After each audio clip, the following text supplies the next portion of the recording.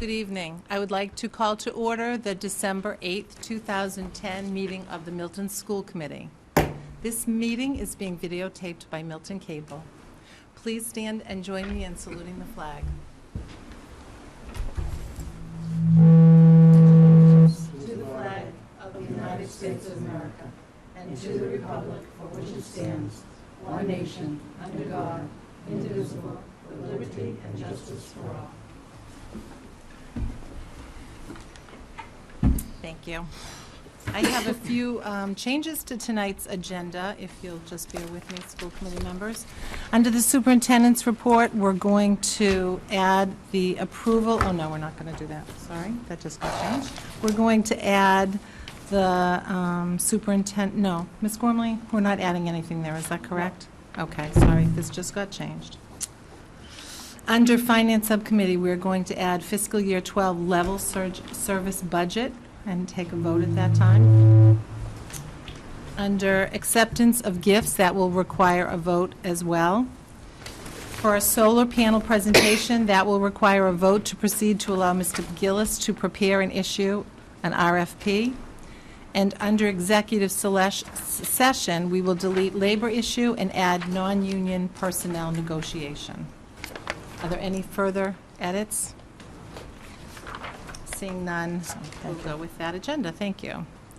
We have no one here for citizen speak tonight, so we'll move into the approval of minutes. I'll accept a motion for the to approve the school committee minutes of the October 6, 2010 meeting. So moved. Second. That was moved by Mr. Huban and second by Mr. Pavlicek. Do we have any discussion or comments? Yes. On the final page, under the vote of the clerical wages, I'd like it to reflect, instead of abstaining, just put Huban not present. Okay. Thank you for that, Mr. Huban. Anything else? With that change, all in favor? Opposed? Abstained? That was Mrs. Kelly's abstain, so it's 4-5-0-1. And I'll accept a motion to approve the school committee minutes of the October 20th, 2010 meeting. So moved. Second. Again, moved by Mr. Huban and seconded by Mr. Pavlicek. Any comments or discussion? Hearing none, all in favor? Opposed? Abstained? Mrs. Kelly abstained. Thank you very much. We'll move right into the superintendent's report. Ms. Gormley. Thank you, Chairman Sheridan. To begin our presentation tonight, I'd like to invite Collycott Principal Gerard Jerry Schultz and parent representative. This should have been a change. Patty Elliott's here with us tonight, and teacher representative Janice Gordon, our FLES teacher. Would you join us at the table for Collycott's Site Council presentation? Welcome. Thank you. Thanks for having us. Do you want to take care of the AV for him? Okay. No, he's had Excuse me? There's one right up there. no, I'll find it if he does.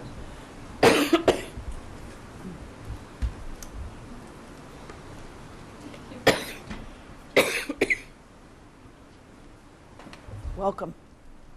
Thank you. Thank you for having us.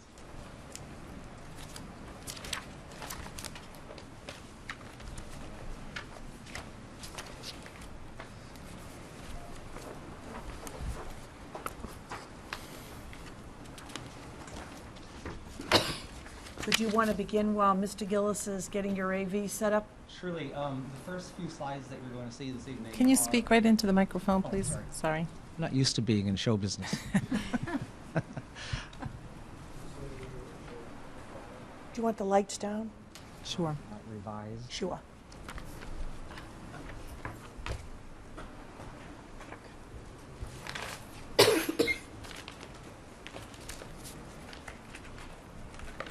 Thank you, Mr. Phelan. And Mr. Gillis is going to get the lights.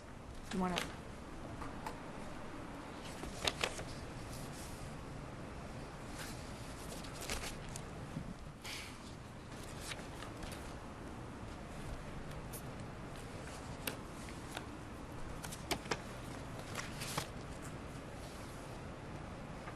Do you have a song to sing or something while we're Getting to waiting? know you.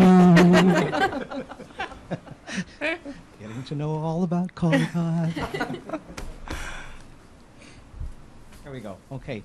So the first few slides are actually a repeat of something that you saw in the past when Martha Sherman presented our AYP district information. So I couldn't help but pull those slides again because there was a commendation to Colcott for high growth. I love the word high, not just growth, but high growth. So, we're all very proud of that. It may not happen again. We certainly hope it does, but I'll go through those very quickly. So, we demonstrated median growth of 60% or higher over 2 years in both subjects. In ELA, both subjects meaning ELA and math.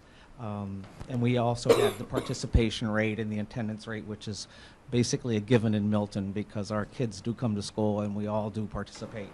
So having that, we'll go to the next slide. And you can see the numbers. The 60% was 62.5 in ELA and 68 in math. And then 60, we just barely made it there, but 65 in math for 2010.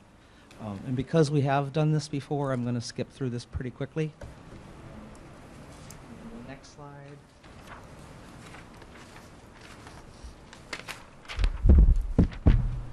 This shows you our status over the years, and fortunately in ELA, we had a no in 2009, but increased to 2010 to a yes, and the same with the subgroups in ELA. And in math, we've been yes all the way across in the aggregate, but our subgroups have been no's for 3 years. So that is obviously one area that we certainly want to improve, is working very hard with our subgroups. So the next Gary? slide, yes, The subgroup all 3 years was the SPED subgroup? special ed, yes. It's the only subgroup that we actually have because you need at least 40 students to be considered a subgroup. And also, Mr. Schultz, just to clarify for the people watching from home, that AYP stands for Adequate Yearly Progress, and it's based on the MCAS data. MCAS data, right. So our improvement efforts have been really focused on looking at student work in a deep and meaningful manner. So our teachers have been involved in analyzing MCAS scores for individuals, for the school, and also looking at examples of student work in writing, mathematics. Writing and mathematics, we have not really concentrated too much on science because we're really concentrating in the limited time that we have to look at math and ELA. So our professional day in August, all of the schools, I think you'll probably hear this from every school, we looked at high, average, and low examples of student work in all grades. So second grade teachers looked at third grade examples, first grade teachers looked at second grade examples, and so forth, so that we could see the progression of what children are expected to learn and be able to do over the years. We looked at patterns. Where are the gaps? Did we find any gaps? And then we looked at how we might address those gaps in the individual classrooms and through our reading and our reading teacher specialist and our special educators providers. And we had a similar day in August, and we were looking specifically at writing, and we did this as a district. We wanted to ask teachers to find ways to increase time for writing. For example, if you're having a math lesson and there's an opportunity for children to explain their thinking, so don't concentrate on computation, but find ways to work in opportunities where children are actually explaining their thinking, explaining how they came from the problem to the solution. And of course, when you're doing that, you're looking at what is the understanding level of children. It was a very specific workshop, and I have to compliment two of my colleagues, Stephanie Nephew and Dr. Karen Spalding, who have worked with this same workshop at the middle school level and brought it down to the elementary level. It was very well received. It was gratifying for the faculty to be there, and they really feel like they learned something special. So kudos to those two principals who are new to the elementary team but bring a load of expertise from the work that they did as curriculum specialists in the middle school. And of course, we're always looking at strategies to improve instruction. So that was a very productive day. So we have looked, so far we have looked at student work and we have looked at MCAS scores, school-wide scores and individual scores. So every teacher in grades 4 and 5 has in front of them the individual report on a child and in which areas they are not achieving at a higher level. So if a child is not achieving at a 75% level or above, teachers are looking at those scores and they know, well, I have 4 people that need more help in measurement. I have 7 people who need more help in geometry. So they're able to then, as they teach those units, reteach to the children that they think need more reinforcement. So that has been a really effective strategy ever since we started analyzing MCAS data. And I would say that that has helped us in achieving at a higher level. And the next slide is our MCAS data for ELA, our strengths and our weaknesses as we looked at the MCAS data. We looked at not only how we did compared to the district, but also to the state. And we weren't satisfied when we saw a category where we were scoring at a 60% level, the district was scoring at a 60% level, and the state was scoring probably lower, because Milton does better than the state. So we thought 60% is not something you can be satisfied with. So that has been listed as an area for improvement. So our strengths, make sure I'm on the same page as you are. So our strengths in ELA, and the grade is listed to the right. Reading genre, obviously the students are able to identify the various themes within reading. Structures of English, which translates more to grammar. The theme, what is the theme of what they're reading? Vocabulary was very strong, which I was happy to see, because vocabulary sometimes can be a weakness. If children are introduced to a word, they hear it once or twice, they see it in a sentence, but do they retain it? And are they able to reuse it and recognize it in the future? And lastly, style and language. And it wasn't the same in every grade, but we did see these strengths. We always concentrate on weaknesses because that's where you want to improve. And our weaknesses by grade in ELA were writing. We have seen that children have a very difficult time explaining their thoughts in a coherent manner so that they can gain the highest number of points. Today I was doing a recommendation for a student to Milton Academy, trying to get into Milton Academy for grade 6. And I looked at his writing scores, and he achieved, if it was a long response, he got 8 out of 8. If it was a short response, he got 4 out of 4. And if it was a short answer, he got 2 out of 2. I looked at it, I thought, this child is either naturally gifted or the instruction has been really good. But then you look at other scores, and a child will get 3 out of 8, 1 out of 4. And those are the children that we have been working on short response. When John became assistant superintendent, he brought the strategies from Pierce on really collecting these examples and analyzing them and working hard on them. So we still see that we need a lot more work there. We need children who are struggling with writing to be able to write a coherent, meaningful sentence.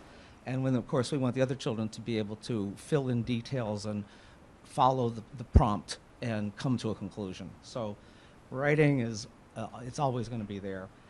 Dramatic literature in grade 4 was a bit of a problem. Fiction in grade 4, which is really interesting because children love fiction more so than they love nonfiction. Open response, this is the writing again, all grades 3, 4, 5, and I would say, John and Mary, across the district, open response has been something that we all are working on. And then nonfiction, some of that factual, going from step 1 to step 2 to step 3, and poetry, because poetry is in motion, so to speak. I don't know why we don't do well in poetry, but it's out there. And you know what? The other thing is that if you look at the MCAS test, there may be only 2 or 3 questions about poetry. So how can you really say that poetry is a weakness when you're not testing it over a wider spectrum? But that's the nature of the test. And now we'll go to math. And our strengths by grade, there were a lot of strengths. Luckily, that column is bigger than the other. Properties of shape, geometry, symbols, short answer, bravo. Short answer is a written response, so that was great in grade 4. Probability, shape, geometry again, computation, which is nice to see that children are not struggling with that. Patterns were strength in grade 4 and 5. Data collection and symbols again. So that's a nice assortment of strengths across the 3 grades. And the other thing I've noticed as our faculty has analyzed the data, children who do well in grade 3 do even better in grade 4. And I'm not sure why. Whether because of their age, they're younger, it's the first time they've taken the test. But of all the children who did well, proficient, they seem to move into the advanced category in grade 4. So I think it may be a maturity piece, but that needs more investigation. And then our weaknesses were techniques and tools in grade 3, writing again in the open response, inferences, making a projection, symmetry, which I think is very interesting because we really work on symmetry starting in kindergarten, and then properties of shape, and that's geometry again, and trapezoids and so forth. So these are the things that we want to continue working on. Quite frankly, we have only had 3 site council meetings, and we've only had 2 full days of staff development, but every single staff meeting, we're going to continue to look at student work. We're going to continue the work that we've started here to really keep it in people's minds that this is the focus and this is how we're going to make more progress. So the last page, this is our last slide. These are our strategies for improvement. We started, you may remember last year, in my last year's presentation, we started looking at response to intervention. I'd rather call it response to instruction. And we're really using our reading specialists, our special educators, and of course our classroom teachers to identify children who need a response, who need an intervention at the earliest grades so that they don't get referred to special education in grade 3 and 4. So that the teacher knows through assessments that these are the kids that we need to give a little bit more to. So we have the team of, we have a student support team, and I want to compliment Carrie O'Leary, who's our guidance SPED chair, who started a student support team when she came to Collicott. And so instead of waiting for a referral for special education, any teacher who's concerned about a child will we'll fill out a form. These are the interventions I've tried. These are the areas where the student is struggling. And I want to come in front of the group, and we do this every week, grades K through 5, and we sit and we talk about, well, what interventions can we try? Have we tried this? Have we tried that? The reading teacher should come in and assess the child. The reading teacher should pull the child and work with them. And then, if those interventions don't work, then we look at a special education referral. So we have been able to decrease the number of special education referrals. We've also been able to decrease the number of classroom aides that we've needed because not as many students. Right now, Collicott has only 2 classroom aides. And when I started 7 years ago, we probably, Mary, I don't know how many, 5 to 8, because that was written in the plan. We hadn't reached the children, and they ended up in special education. So I think Collicott has done a really good job on intervening early and providing as much help as the system can allow. And we also have another person that I want to commend, Megan Gavin, who works with us. She has taught our special educators how to monitor progress.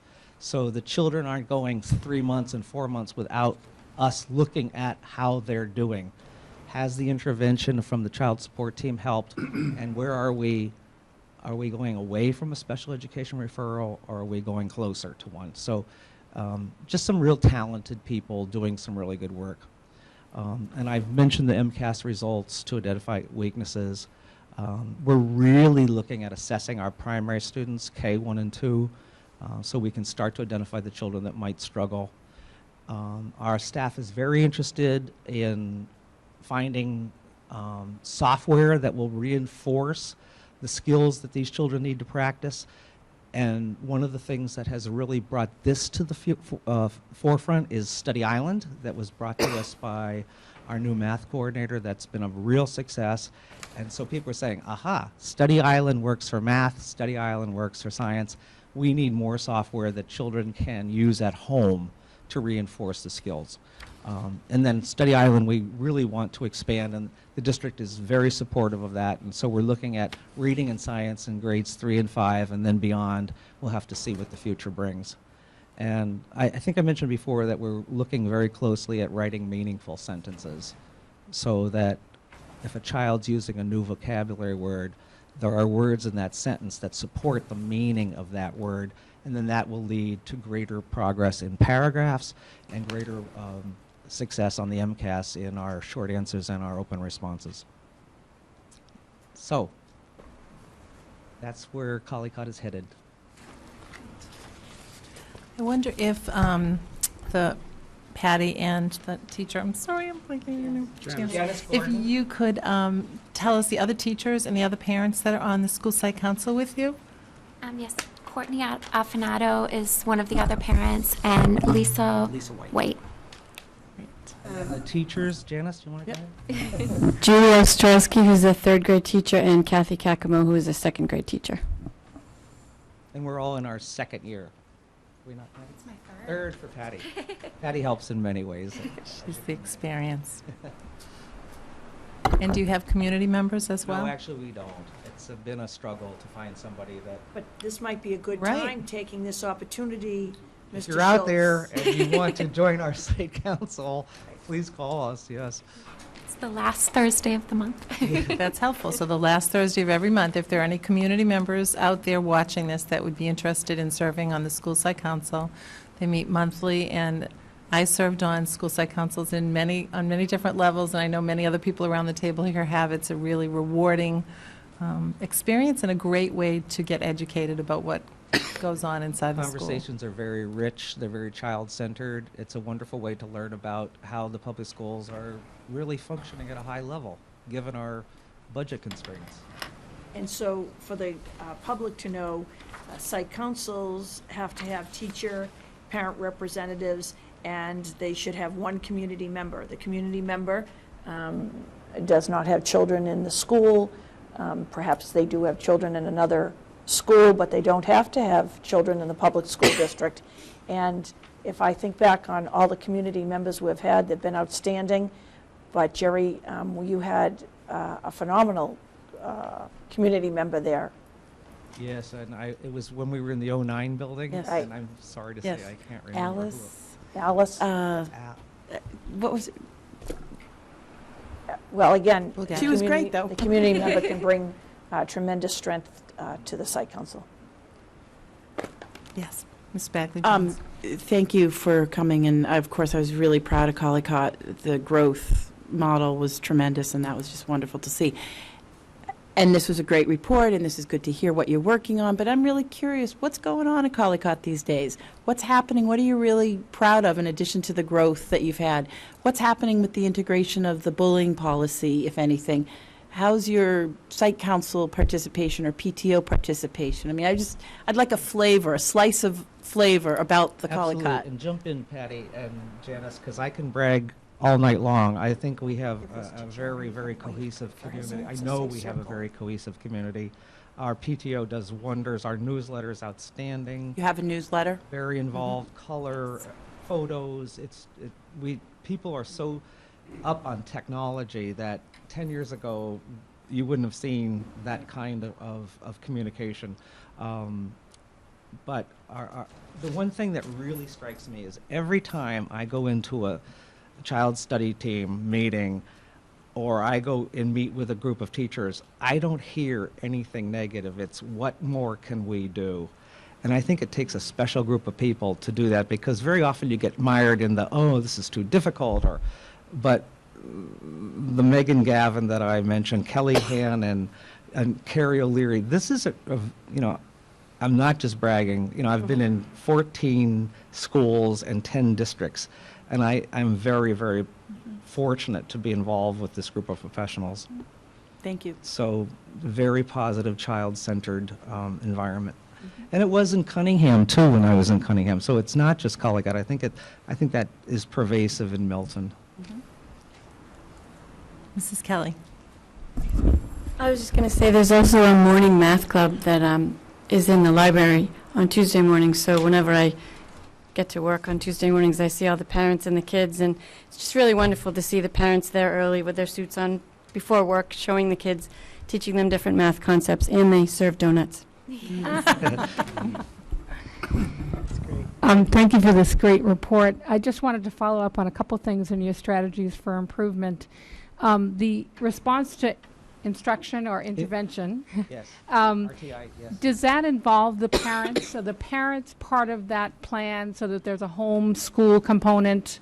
Yes, to very much so, reinforcement? because when we identify a child that is in need of some extra support, we also contact the parent and ask for their permission. Is it okay if somebody works with your child in the back of the room for a bit of time? Is it okay if we might pull them out and assess them?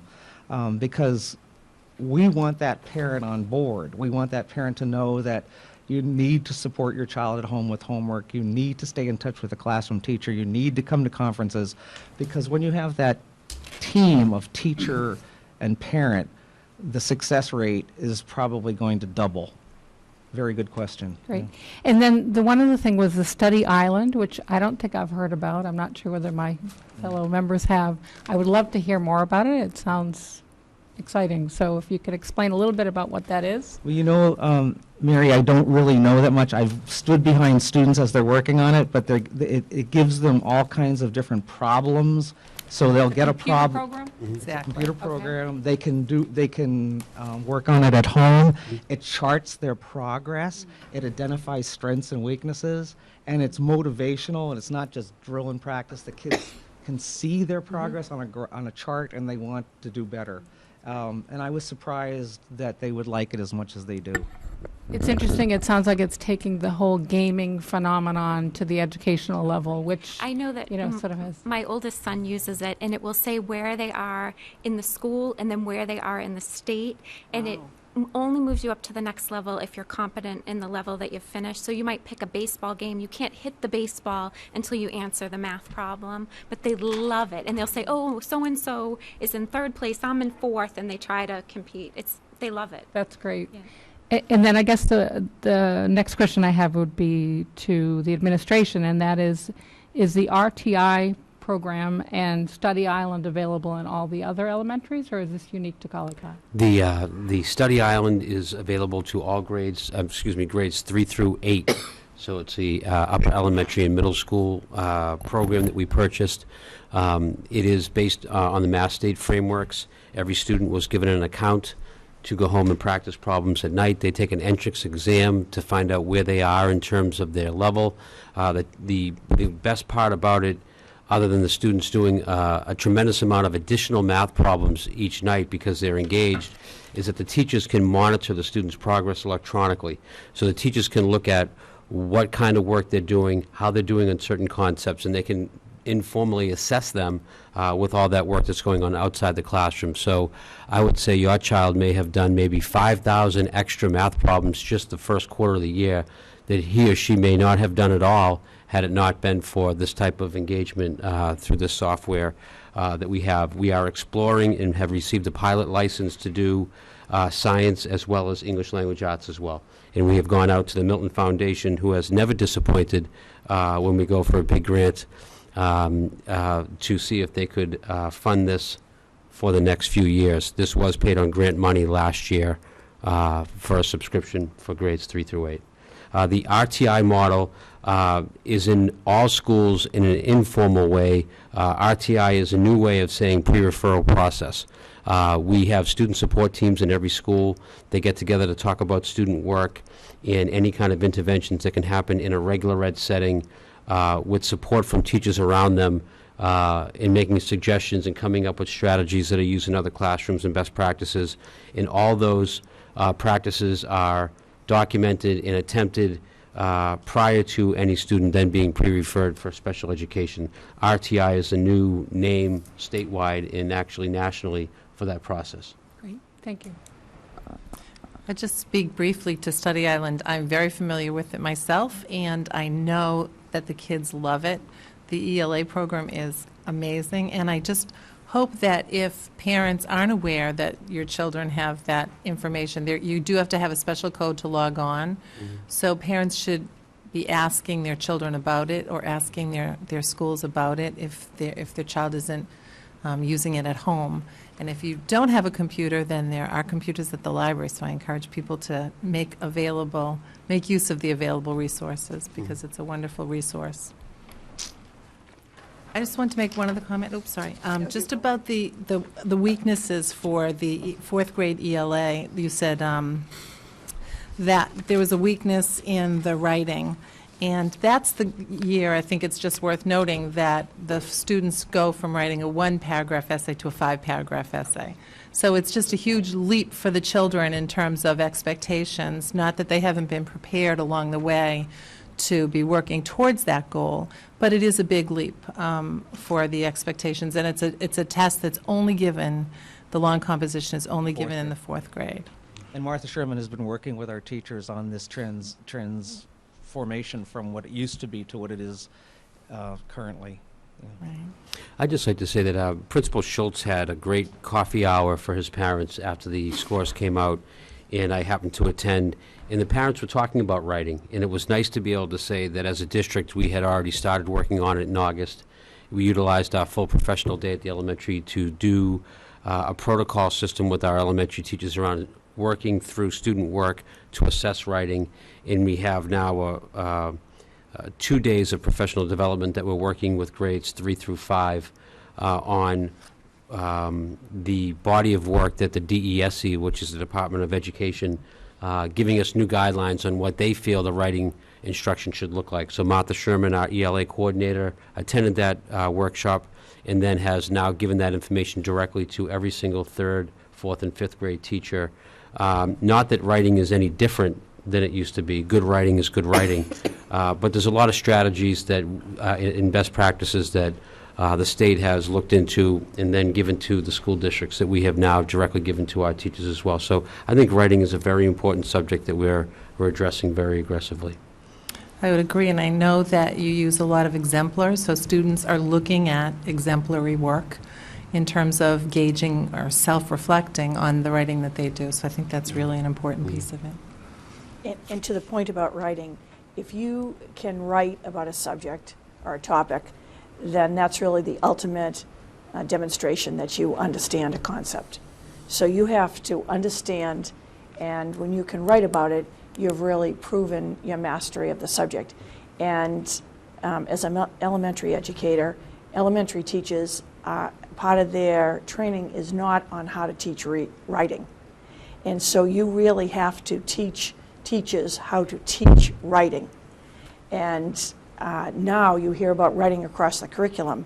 As a result of MCAS, your children, our students, are being asked to write in math, science, social studies. The other day, it was probably the highlight of one of our days last week. Marilyn Decker, our new science coordinator, K-12, is working at the elementary with writing notebooks, science notebooks in writing.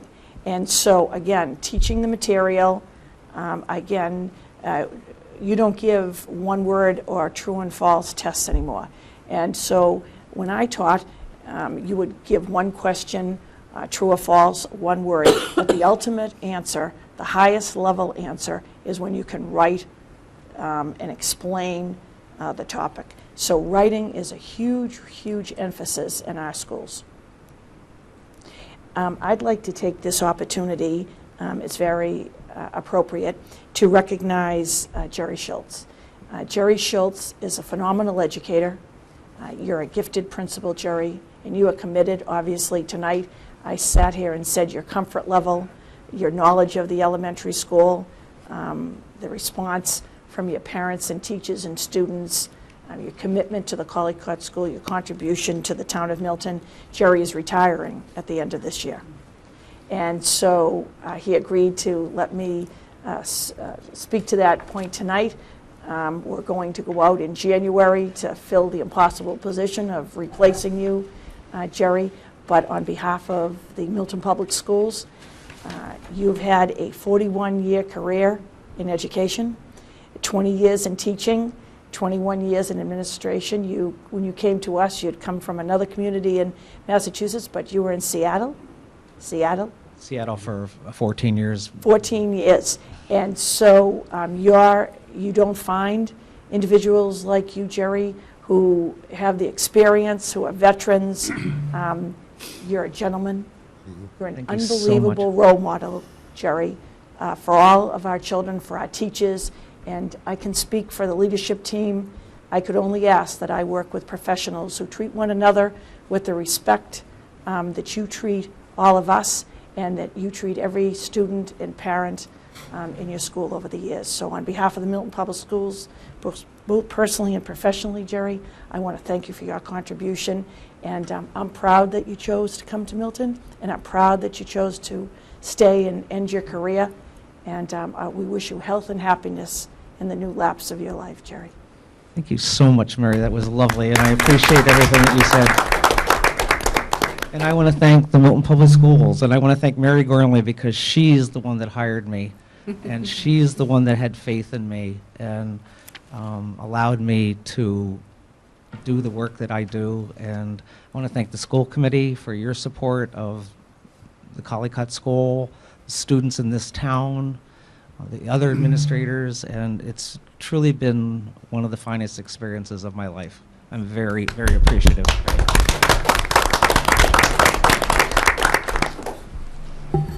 Well, thank you for Thank that you, wonderful Jerry. presentation. And to your site council, thank you. You're welcome. Ms. Sheridan, if we might move to the solar panel presentation now? And I'll turn this over to our business administrator, Matt Gillis. Her name was Paula, but Janice was there. She was dressed in red. It's very appropriate.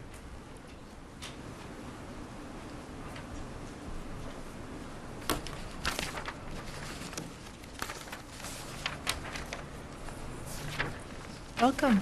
Matt, do you want to do the introduction? Sure. Heard about this potential opportunity for the Milton Public Schools at a roundtable meeting with other colleagues on the South Shore. And so I started to look into it a little bit more, and Bob Patterson here is a consultant that's got some experience in this type of project that's in its infancy phases. And Bob's going to get into that in a minute, but I'll let him take over the introductions of himself and his credentials. Thank you, Matt. Welcome. Madam Chairman, Thank you. Madam Welcome. Superintendent, Board of School Board of the Milton Schools. I'd like to just thank you for providing the opportunity to come and speak to you about the very, very rewarding opportunity for schools to utilize their flat roof space to save money. And that's saving money on electricity, and that is indeed saving money in a way that it has very little threshold cost to indeed go and develop your own PV, solar potential and opportunity with your schools. PV, just for those people that don't recognize, that's photovoltaic, and that's where the sun or the solar insolation is changed directly into electricity, as opposed to changing it in insulation into hot water or other types of energy sources. I'd like to just run through a brief presentation here. I'll talk a little partway through it about the credentials of and what it is that I do and what Patterson and Associates does. But I thought it would be very important to get directly into what we're going to talk about here tonight. And the initiative is to take 4 of your schools, the high school, the Pierce, the Glover School, and the Tucker School, and utilize the flat roof space on those schools to mount solar panels to generate electricity, to essentially turn back your electric meter so that you are not purchasing as much electricity from your supplier and you're not paying as large a bill.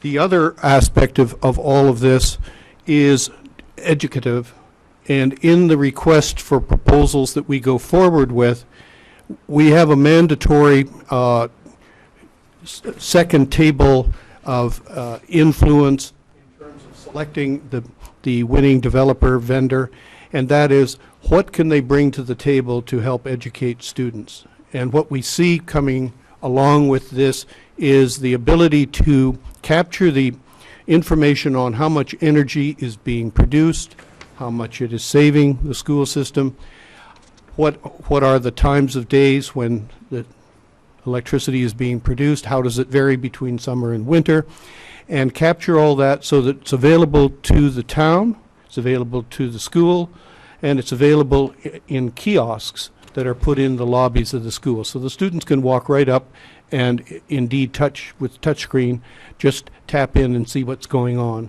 And it tabulates how much is being produced throughout the year. It could be the school, we can set it to the school year. And so this way you start to get students involved in exactly what renewable energy is all about. I'd just like to point out that we're not doing the Collicott and the Cunningham schools. They already have their own solar panels. What are the major benefits of this photovoltaic solar opportunity? The first is that there is no capital commitment required by the schools. The developer pays the freight. You have to sign an agreement to lease your roof space and an agreement to purchase the electricity at a set price. The electricity is very inexpensive. That's partially because of a subsidy that is provided through the Green Communities Act and the Department of Energy Resources that allows this renewable energy to be sold to the electric utilities. They have a certain requirement, which I won't get into, the very legalistic and legislative details of how this all works, but the utilities have to increase their use and purchase of renewable energy every year going out through 2020, 2030. It's going to be just increasing, so that they have to purchase this electricity. And they purchase this electricity at a price that is subsidized by the state and subsidized by the electric consumers throughout New England. The other thing about photovoltaic solar project is that we're talking about a very short time frame. We can create and issue a request for bids. We can evaluate those bids. We can sign contracts. And within a 4 to 6 month time frame, we can have the system operating on the school roofs. This is unlike a wind turbine that may take 2 or 3 years to get the permitting for.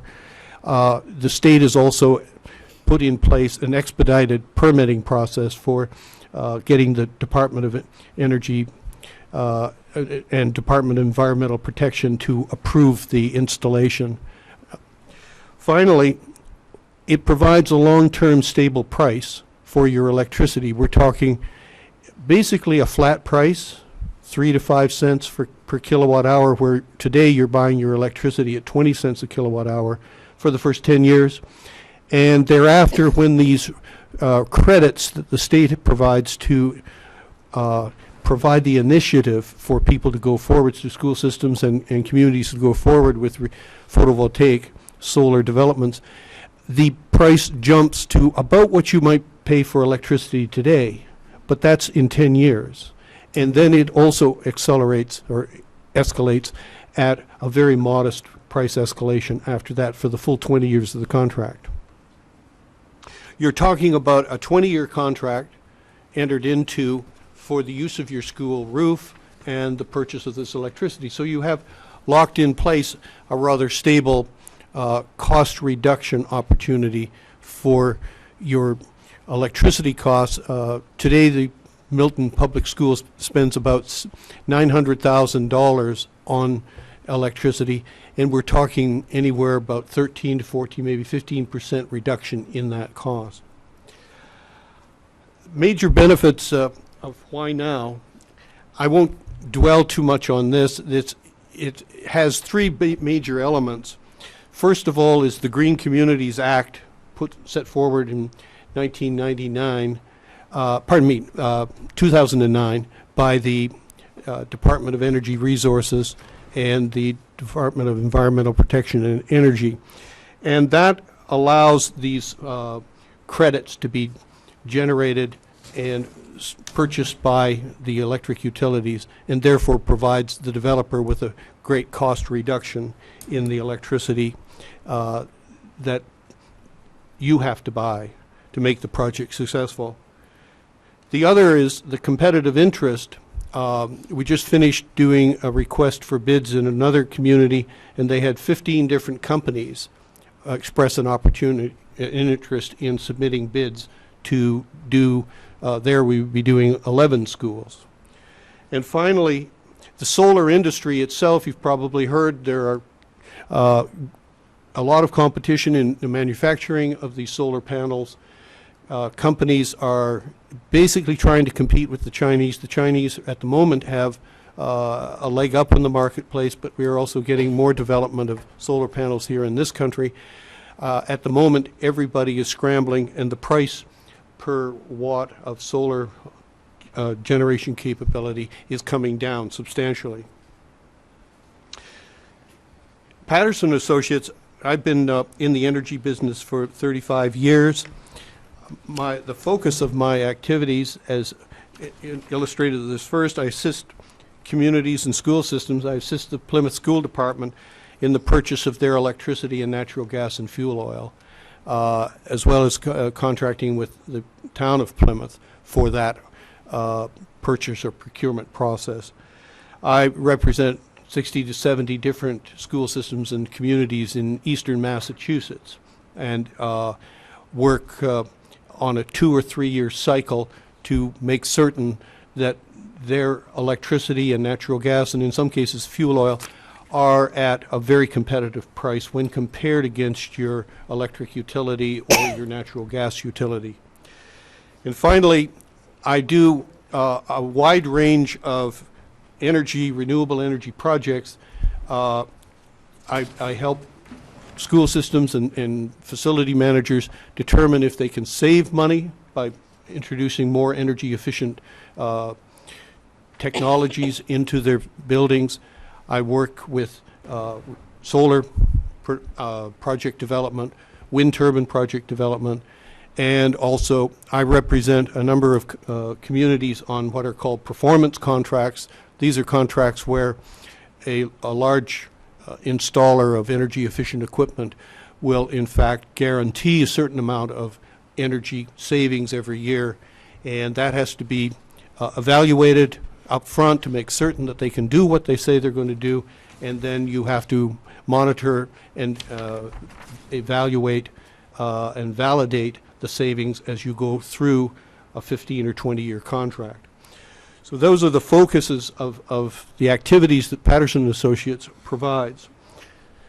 This is what I see as the conceptual opportunity here for the Milton school system. The first column provides the installed kW capacity of the solar panel arrays that would be put on the roof of the school. It ranges from 336 kilowatts of panels on the high school down to the Glover Elementary School at about 71 kilowatts. The next column shows how much electricity would be produced by the panel arrays on the school roofs. 382,000 kilowatt hours for the high school, down to 81,000 or 82,000 by for the Glover School, for a total production of about 800,000 kilowatt hours from the 700 kilowatts of solar panel potential that is put on the roofs.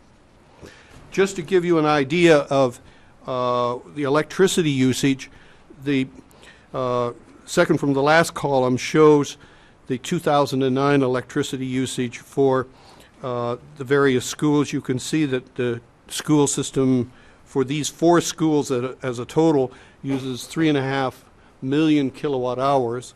That excludes Collicott and Cunningham. And for this particular complex, you're almost at 1.7, 1.8 million kilowatt hours.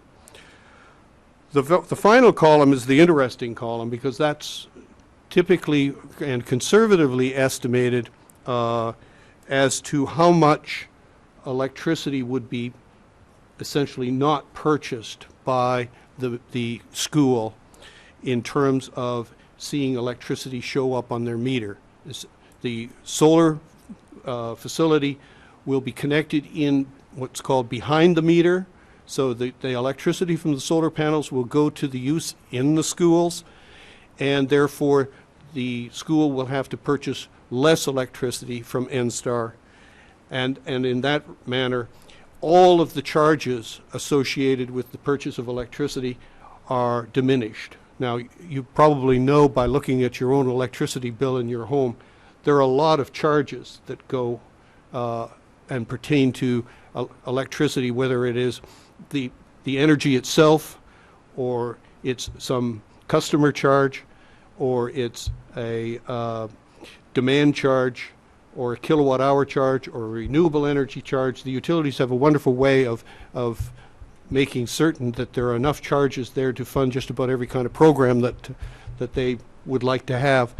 The only charge that isn't diminished by the purchase of the electricity flowing into the meter is the customer charge. It will stay the same, but all the other charges will be diminished because they're all on a per kilowatt hour basis.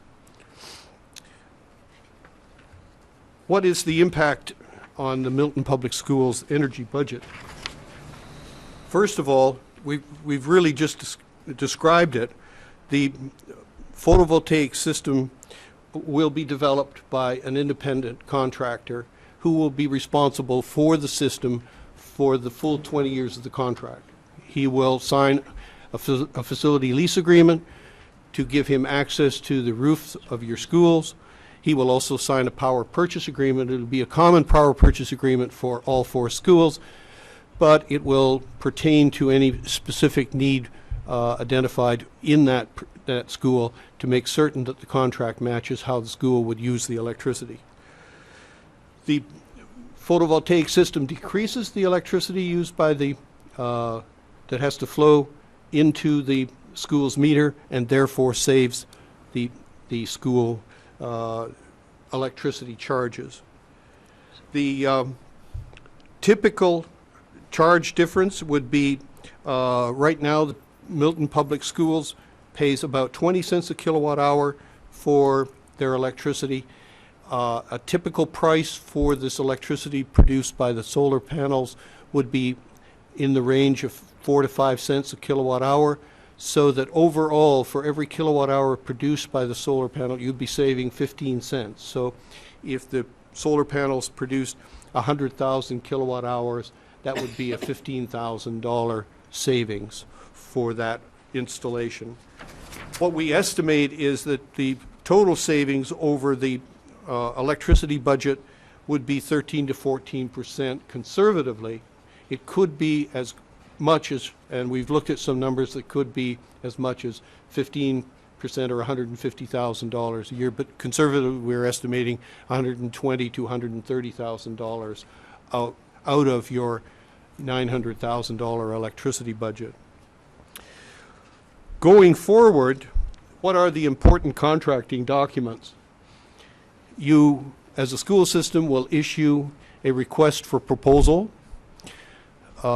Bidders will come and review take a visit to the school, take a visit to the school's roofs, possibly take a look at how they would, in fact, do the installation, and submit a bid and submit a proposal. Those proposals will come in, be evaluated, and a bidder who has submitted an acceptable proposal will then have his pricing bid opened. If his bid is unacceptable from a technical and proposal integration standpoint, we will not open his price proposal. He is eliminated from the first stage. We then typically take the top 2 bidders and bring them in for interviews to try to get a better understanding of what it is they are proposing to build in the way of the photovoltaic system, and how they can work with the school facility people to do this implementation in the most cost-effective and least troublesome. One has to respect the fact that you're also operating a school system at the same time as somebody may be installing the solar panels.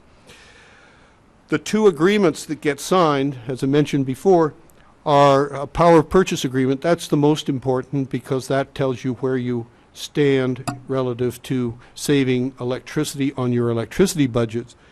But we also have a facility lease agreement, and in certain cases, we can recommend that that facility lease agreement have in it a certain dollar value per year to allow the school system to create a budget for the eventual possibility that you might have to take these panels off the roof, put them on the ground, do some repair work to the roof, and then put the solar panels back on the roof. So we have a funding mechanism that looks successful in terms of creating a budget whereby you're assured that your facility people can do the repair work and take care of your roofs in accordance with any damage that may happen, or just aging of the roof structure.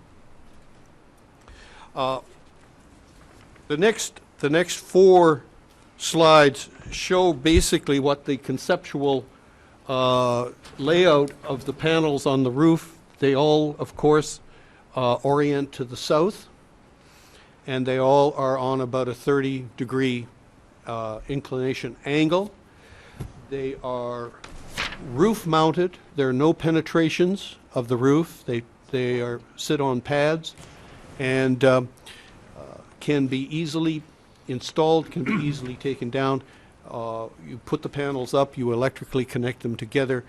I propose also that all the electrical connections and everything that pertains to the solar panels run down conduits which are on the outside of the school, so you're not penetrating or going into the school in any manner. That usually would occur in a location close to your electrical transformer and metering for the school system. So these conceptual layouts are only our concept. The individual developer who will put a proposal in will come up with his own, and some may be able to get more panels on the roof. We need to be aware of certain building codes, how close to the roof, how much space do you have to allow for people to walk around the edge of the roof, and how do you provide access to any of the HVAC systems or drains that are on the roof. Have to allow for all of that. So those are the conceptual drawings. You'll note that on the Glover School, we do not have any panels on the slope part of the roof. It's only on the flat part. And that is, I feel it's just playing with fire if you try to do a solar panel on a sloped roof and have to have penetrations to hold the panels on the roof. This way there are no penetrations, there is no interference with the structure of the roof and the roof membrane. Finally, just to give you this is a typical panel array situation. This is here in Massachusetts. This is what's called a clawfoot mounted, surface mounted solar array system on, this is actually on an old reconditioned mill, a manufacturing facility. But I think it's very typical of what you can expect the panel arrays to look like. These look maybe a little bit prettier than some because they have the white box and the white structure around them. Some of them are just a framework up there. Typically, though, most people probably will not even see them, and yet we will indeed work with your Historic District Commission and other people in terms of any concerns they have for changing the historic nature and the building aspects of your building codes. Finally, this is just a list of the next steps of where this whole process goes. And we go through basically what we've done, review and design of the mounting systems, that's pretty well done with typical design and mounting systems. Electrical interconnection and metering, we do believe that that is fairly easily undertaken. One would have to have a little conversation with NSTAR just to make certain that they don't have any difficulties with any distribution line interference in the neighborhood near the schools. Then we issue a request for proposals from qualified developers, negotiate a power purchase agreement and facility leases with the top contractor, developer, vendor, and then we would bring that contract to the school board for your approval.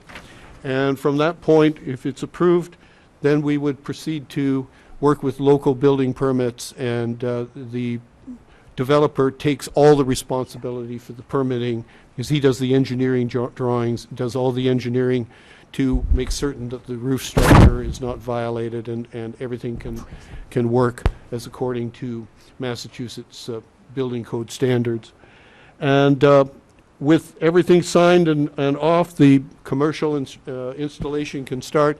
And typically for a job of this size, it would be about 4 to 5 months at the most that it would take to get the whole installation on the buildings and the electricity in operation, so that you would start to see the savings. That basically is the process, the position we're in right today. This presentation is to give you a concept for doing this, as well as to have an idea that for modest contract we can implement this. We can do the request for proposals, we can select the contractor, we can bring the contracts to you, and even at that point you don't necessarily have to proceed forward. You can, that is your obligation to make the decision whether you want to go forward at that point in time. So if anybody has any questions, Just before we take questions, I was remiss in not inviting Mr. Bill Ritchie to come join you at the table. Bill is our Director of Facilities. Bill, will you come up and join Mr. Patterson at the table, please? Because since I've been on school committee for 5 years, I've served on the Facilities Subcommittee, and Bill Ritchie has been paying attention to this exact topic of conversation. He, in addition to the work that he's done with Mr. Rick Malmstrom, who's a parent volunteer in town who serves on the Facility Subcommittee, they've been paying a lot of attention to our usage of electricity in the town, in the schools. So thank you for joining us tonight, Bill. Okay, I'm sorry. So, questions, comments? Glenn, sorry. On your anticipated savings and so forth chart, looking very briefly at it, the amount of solar panels you anticipate putting on the roof, you were just basing on square footage? You weren't, or were you taking into account, I know in some places, if, Tucker, for instance, has trees around it, and you have to, there are shading issues where you have to have a certain amount of sunlight, certain minimal percentage of available sunlight in order to put a panel. Was any of that, I mean, this is obviously a fairly quickly put together presentation, because we only started talking about this a little while ago. But so this is basically on a footage basis? It's basically on a square foot basis. It also is a basis of what we feel you might need to cut back in terms of getting access to equipment on the roofs, also the configuration of the roof. To the degree that any shading might occur, if that is an issue, that will come up a little bit more as the developer vendors take a look at. They will run through an assessment as to how much shading, particularly in the winter months, might occur due to the trees or whatever other shading devices or issues are associated with the school roof. But no, it's mostly on a square footage and access to the roof equipment. Yes. So following up on that question, the kilowatt hour production is based on what? What the run rate is for technology right now? And over a 20-year span, is that anticipated to improve? And how, would you factor that in, or how does that all work? How does that all work? The numbers, very interestingly, are you take the kilowatts of the panel, multiply it by the number of hours in the year, which is 8,760, and multiply it by the magic number of 13%, and that, for this latitude, is about what you get in the way of electricity production on an annual basis. As far as the production goes over time, most of the calculations see a degradation of about 0.5% of the electricity production year to year, so that it slowly goes downhill. Now, the other question is, do we replace the panels with more efficient panels? And the answer is typically no, because the panels and the power purchase agreement and all of the electricity production associated with the whole project are all tied together. And so basically the reduction in energy efficiency is such that its value is much, much smaller than what it would cost you to go and take panels off and put new, higher efficiency panels on. Now, that all being said, in the agreement, there is a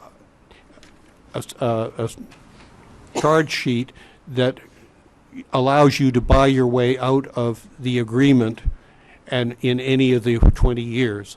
So you can make your own judgment as to whether or not in years, say 15, there is a major change in energy efficiency, and therefore with that change in energy efficiency you can have a new facility put on the roof, and that cost minus the cost of the buying your way out of the solar panel project is a plus for you. So you have the opportunity to make that decision at any point.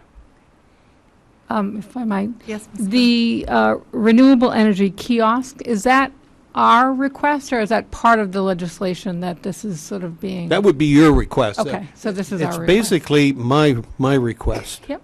No, I think it's a great idea. I just didn't Yeah. know it was part of the legislation. In other words, No. does every district who's going on this type of endeavor ask for that? No, every school system that I've proposed, That you've worked with. a solar system to, I've proposed kiosk, I've proposed internet access to the data, streaming of it in real time so that the students can really see something happen. And then the other question I had was, in terms of evaluating anyone who might respond to the request for proposal, are there a whole bunch of developers out there doing this that have track records that you could look at? Or it seems to me, and granted I don't pay attention to this all the time, that this is a fairly new, not phenomenon, but just it's new, and therefore are companies that might respond to this plentiful, number one, and have a track record that one could check, number two? The answer is to both of those is yes. Yes, there are a good number of companies that are qualified. As I said, in another situation, 15 companies have expressed an interest in submitting a proposal.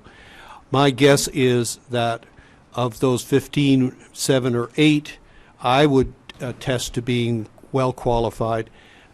Very interestingly, the majority of these companies, because California has been on this forefront for many years, are subsidiaries or branches of a California company, have set up offices here in New England and eastern United States. And it is very easy to get an assessment of the quality of the firm that's putting the proposal in, just by the quality of the equipment and how they go about selecting the various systems that they're going to use. And then I'm still a little unclear as to what the power purchase agreement is. Is it basically establishing what the Milton Public Schools will pay for all of their electricity, or just the electricity that pertains to this development? Just the electricity that comes out of the solar panels. You already, well, one of the things that I have been talking with Matt about is getting you into a new electricity contract with what is called a third-party supplier.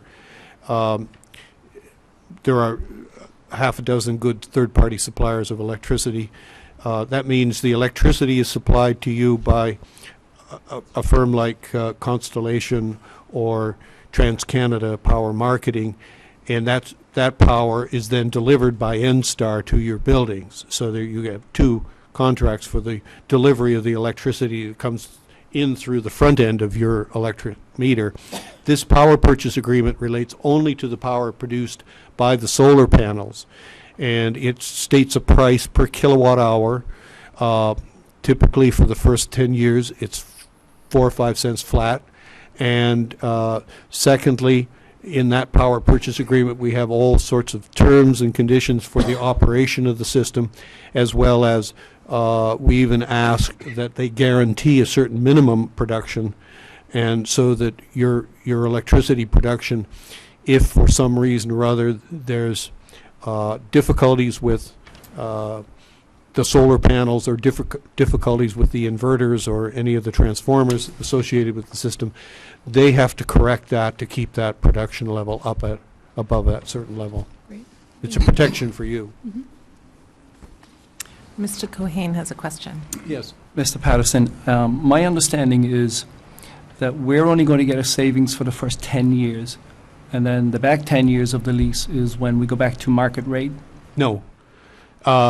You're going to get a savings all the way out.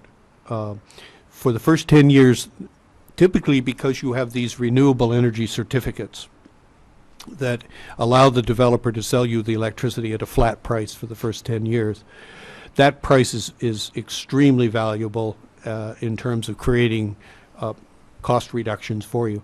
In the second 10 years, they don't have that renewable energy certificate, so they go back to typical project pricing for electricity. But in 10 years, the price will probably be at the rate that you're actually paying if I went out into the market today and purchased electricity for these schools. That 10-year price out is equivalent to the price for electricity today.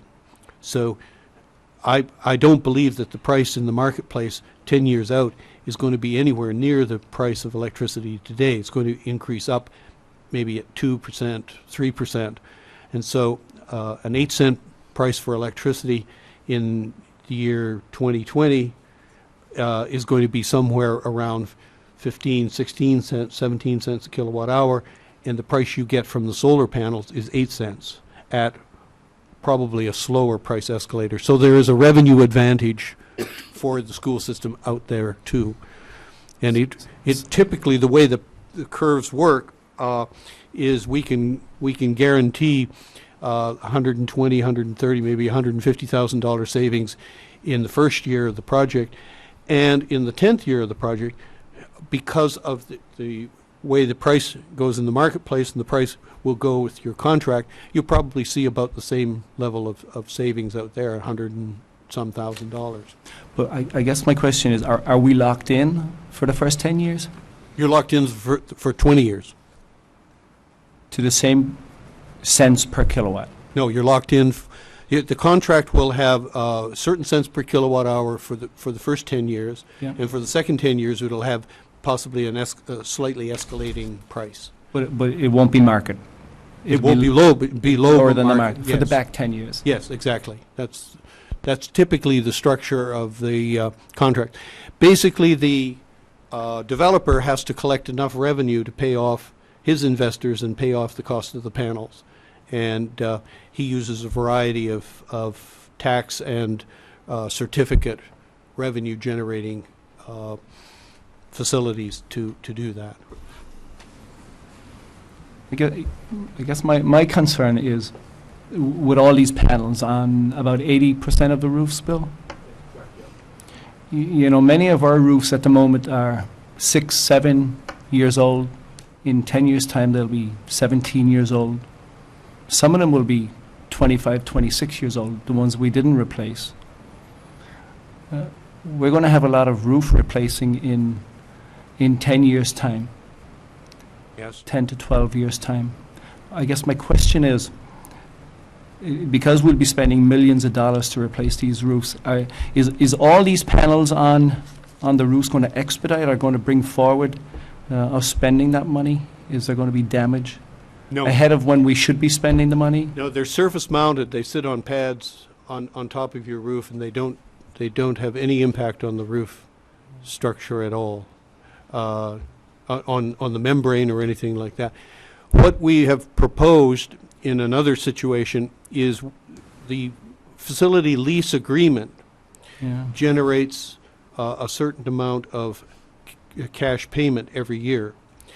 And what we are doing in one case is setting up a fund so that when the roofs need to be replaced, this fund will allow for the removal of the panels from the roof, placing them on the ground, rebuild the roof, which would be in your budget and not part of the capital cost of the solar project, and will allow enough money so that the panels can be placed back on the roof and be in the configuration that they're supposed to be. So we have a mechanism here whereby you can proceed with your renewal and replacement of roofs, or even, for that matter, any repair. If you just had to go and repair a drain or some portion of a roof, you have monies available to your facility people to do that. Okay. So just to be clear, that money would be put into a revolving account, a capital, I'm sorry? I'm sorry. No. I didn't know where that money was generated from. You said there's a mechanism to do so, but where does the money come from? From the facility lease agreement. And it's paid by the developer. Right. So that money would be put into a capital revolving budget. account that would be kept just, so the developer would pay in annually, and that money would accumulate till the point when we actually needed it, at whatever When you point in needed it, time. or if that accumulated to the level that it was far more than what it would cost you, and to take all the panels off the high school, let's say, and put them on the ground, put them all back, then you could start to, that's your money, could be used for other capital projects.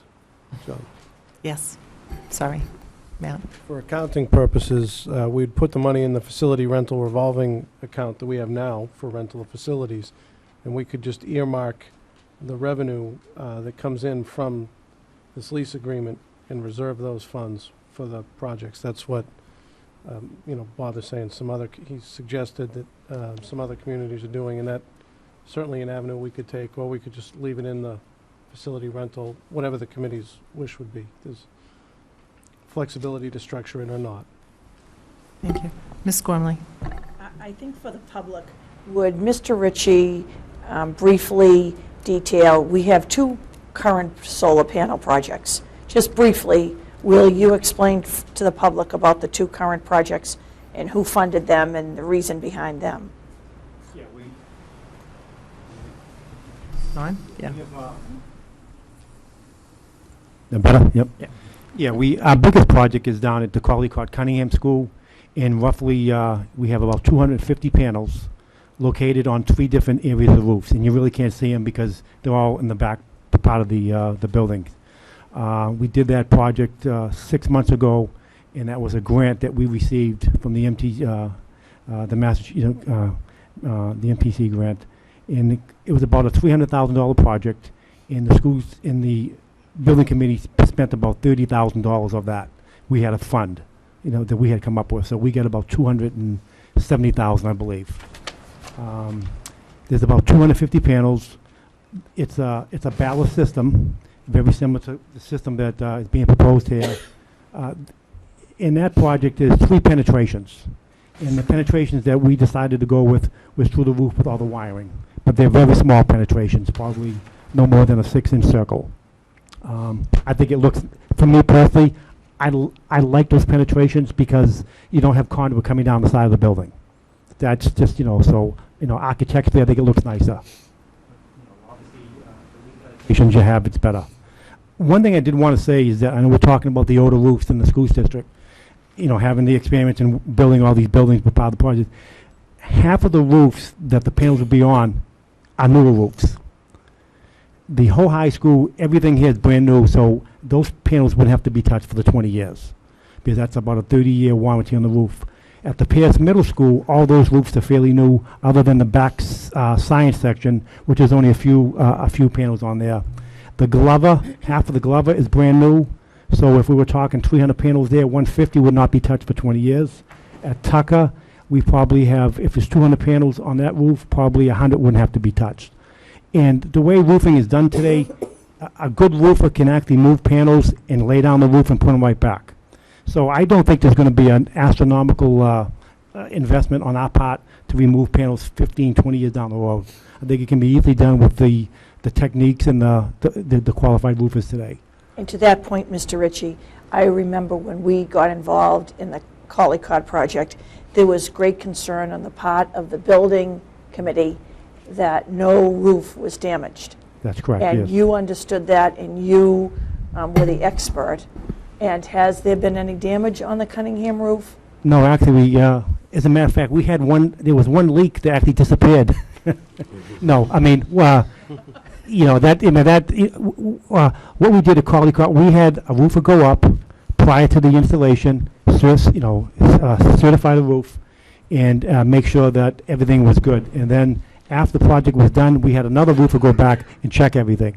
We had one little leak, but I believe that was coming from one of the but for some reason, we just haven't had that type of rainstorm.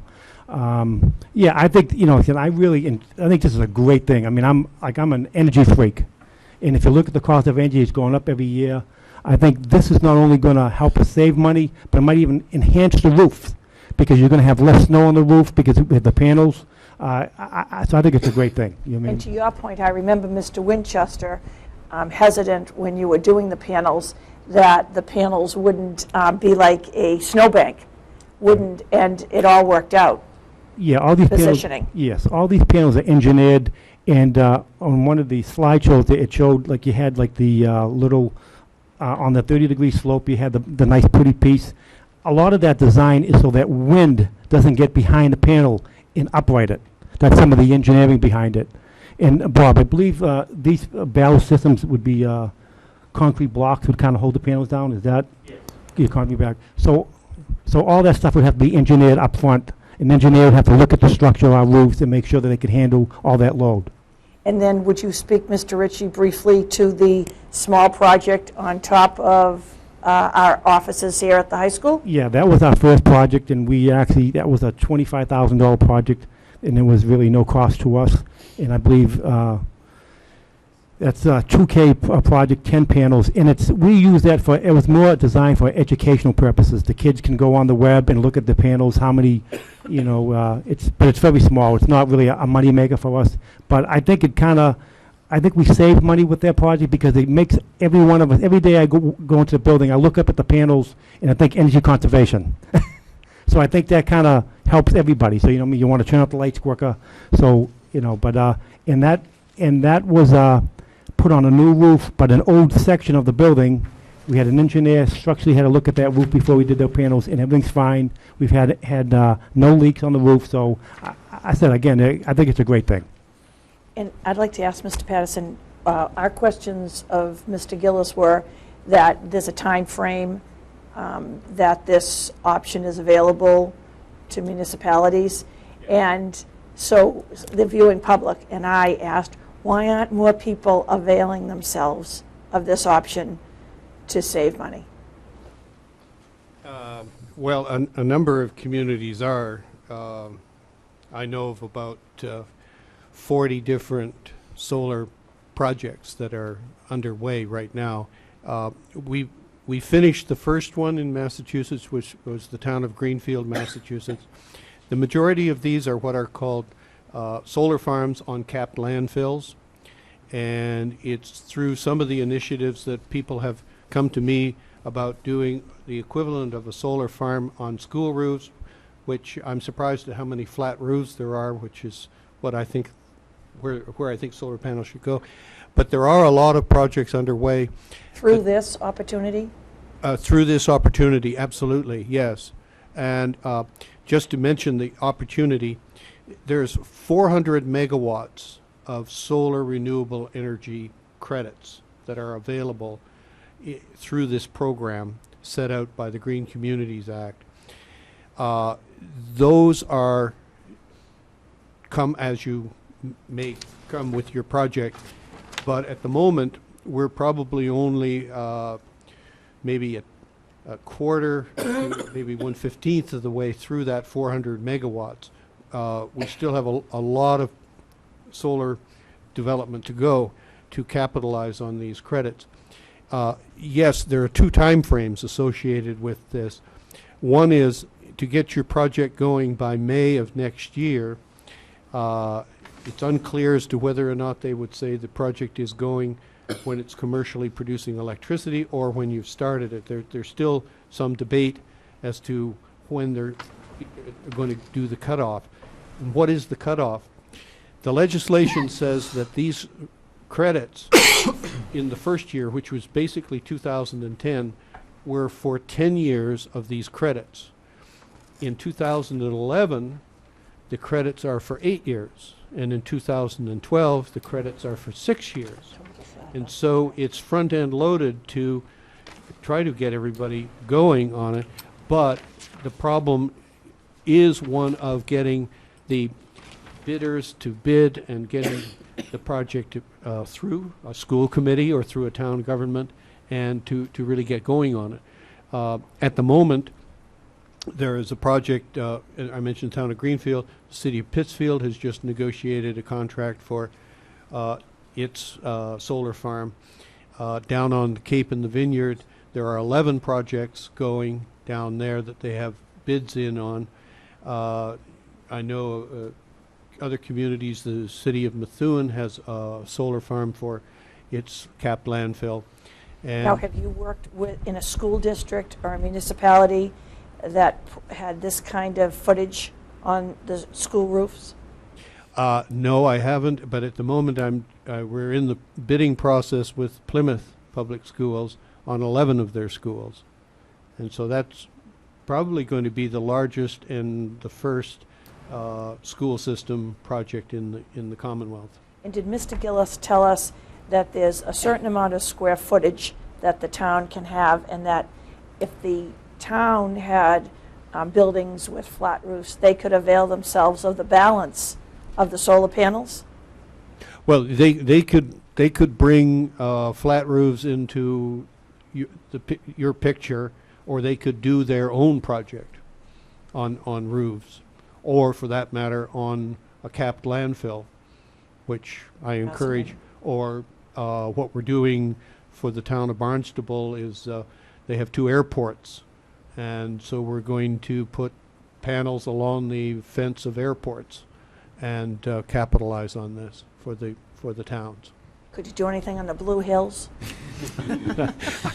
I think there would be a big conservation concern there, and view, unless you could probably ski on them. But Well, I have to tell you, when you talk about the view, it is fascinating to go in the Collycott and look at the solar panels. They really are. They enhance the back of the building. They're wonderful. Architecturally, they're pleasant. And the students and the teachers are really fascinated by the whole concept. Oh, absolutely. You know, and this is something that I would encourage your science and other student departments, technical training departments, things like that, is to come up with ideas of what they would like to see show up on how it should show up on the kiosk. So, Mr. Patterson, you're here, and you're the expert. We've heard from Matt Gillis and Bill Ritchie, but what's the downside? The downside is basically that you have a panel system and an installation that you haven't tended to hire the right contractor to do, and that you've not had a tight contract for the power purchase agreement or the facility lease agreement.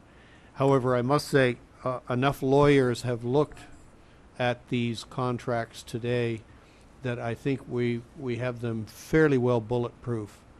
Other than that, I think it's all upside, And it's Governor Patrick and the Green Communities Act and this whole endeavor to promote renewable energy and get a demonstration. This is 400 megawatts of demonstration of photovoltaic electricity generation.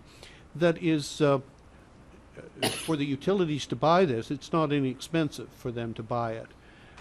But unlike many other projects, private wind development projects, this money comes directly into your pocket. The 1 cent a kilowatt or 5 cents a kilowatt hour puts a reduction in your electricity bill, as opposed to having a private developer develop an energy project and sell 8-cent electricity to you, which would only go up in time. And so this is a real opportunity for communities to save money. Thank you. Mr. Pavlicek? Just a technical question back onto the last piece of dealing with the roofs. When we put the panels up on Cunningham Collicott, we had to have the roof installer certify that it was all in conformity with our warranties and so forth. I imagine that would be part of this agreement as well. Yes, exactly, yep. Yep, you have to have, in the roof inspector has to be certified by that type of roof, a Carlisle roof, a PVC roof. Yep, and that was all done, and like I said, that project has went fairly smoothly. Yep. Ms. Bagley-Jones? I apologize if you already said this. First of all, I think it's great. It's really exciting to think about us being able to do this. Did you already talk about how Collicott Cunningham will be integrated with this, or will it not be? Will that be a separate project with separate maintenance and separate everything, or? This proposed project has nothing to do with Collicott Cunningham. I realize that, but how will Collicott Cunningham be taken care of? I think there's enough technology out there that we could integrate. Looking at, if you want to have a kiosk at the high school, we could probably integrate it with the technology, so we can also piggyback back with Collicott Cunningham. I'm sorry, what I meant more was, so we're going to have people to take care of this project. Who's going to be taking care of the Collicott Cunningham roof project? Is it going to be different people? There won't be a third party. Okay, so there won't be a third party in that. And then the 250 panels that are Collicott Cunningham, how does that compare to the panels that we saw in these pictures? Yeah, I live Boss. Very small number. We're talking about 2,000 or 3,000 panels in this particular case. Yes. Now, in talking about your coordination, one of the things that could be part of the selection of the panels for the project for all the other schools could be that they are similar or equivalent technology to the ones that you already have, so that the panels, the inverters, the combiners, the transformers, all of that technology is one and the same, so that with the it could get to the point where, if you wanted, you could have the developer vendor on this project also take care of Collicott Cunningham. Mr. Gillis? And just to put some scope on that, the kilowatt hours that were shown, with the high school having about 336, Pierce 218, Glover 72, and Tucker 81. The Cunningham Collicott roof has, I believe, 67 kilowatt hours is what the panels on there produce. And at least initially, we were thinking to keep it clean so that we don't have third-party panels on one roof, because they could potentially be the same brand, same system with the panels we already own. So that could change, but that was the initial thought thus far. Thank you. Mrs. Kelly? Just two more questions, I think. And I don't know whether I'm remembering this from years back, but it seemed like with all of our flat roofs, if we had a winter that had a lot of snow, we might actually have custodians or someone up there shoveling off the snow, because it's, I'm presuming, bad to have all that snow build up. How does this project proposal impact that ability? Now, I think we've been fairly lucky over the past several winters where we haven't had a lot of snow, but should we get one of those winters, or over a 20-year period, several of those winters, what would the impact be? I'll answer that question basically as I put my maintenance hat on. 20 years of maintenance experience. I can remember 15 years ago when we shoveled roofs. That's not the case today. These buildings are brand new, so they're designed to withstand enormous amount of weight with snow and water. The older roofs weren't designed for that. And that's why a lot of facilities people and the superintendent would say, you get up and shovel the roof because it could cave in. And you do see it in the news sometimes, some old roofs caving in, but that's because they're not designed in today's standards. So, yeah, I think it'd be actually worse to put a maintenance guy up on the roof to shovel it because you could then damage the roof. Good question. It was a great question. I remember it was another question Mr. Winchester worried about, but you're right, we haven't sent anybody up. Mrs. Kelly's right. Years ago, we did send people up, but we haven't sent anybody up to shovel snow in a long time off any of these roofs. Just one other thing to that point. Bill talked about the structure, but there's really no such thing as a perfectly flat roof. There's always a low slope, and there's drains that facilitate the water finding its way off the roof so that doesn't happen. And then just one final question, and it's sort of the money question. I think what's being presented here is the Milton Public Schools, with no outlay of dollars themselves, will be able to reap the benefit of lower cost energy for at least 10 years, if not throughout the 20, but also will gain some lease yearly, however, payments as a result of leasing out our rooftops. Is that correct? Because I don't know that I've heard so much about the lease. That was news to me in terms of what I had understood. Yes, the lease agreement, basically, the developer needs a certain amount of money over 20 years paid to him to do the project, to pay for the project. And depending upon how you decide you want to negotiate the power purchase agreement or a facility lease, if you don't need your facility lease, then those monies can become part and parcel of a lower power purchase agreement price.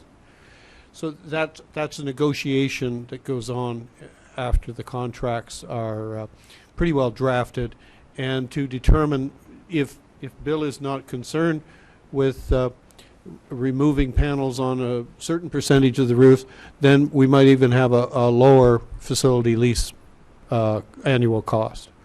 But nonetheless, that money comes to you, comes to the school to be used for your capital purposes.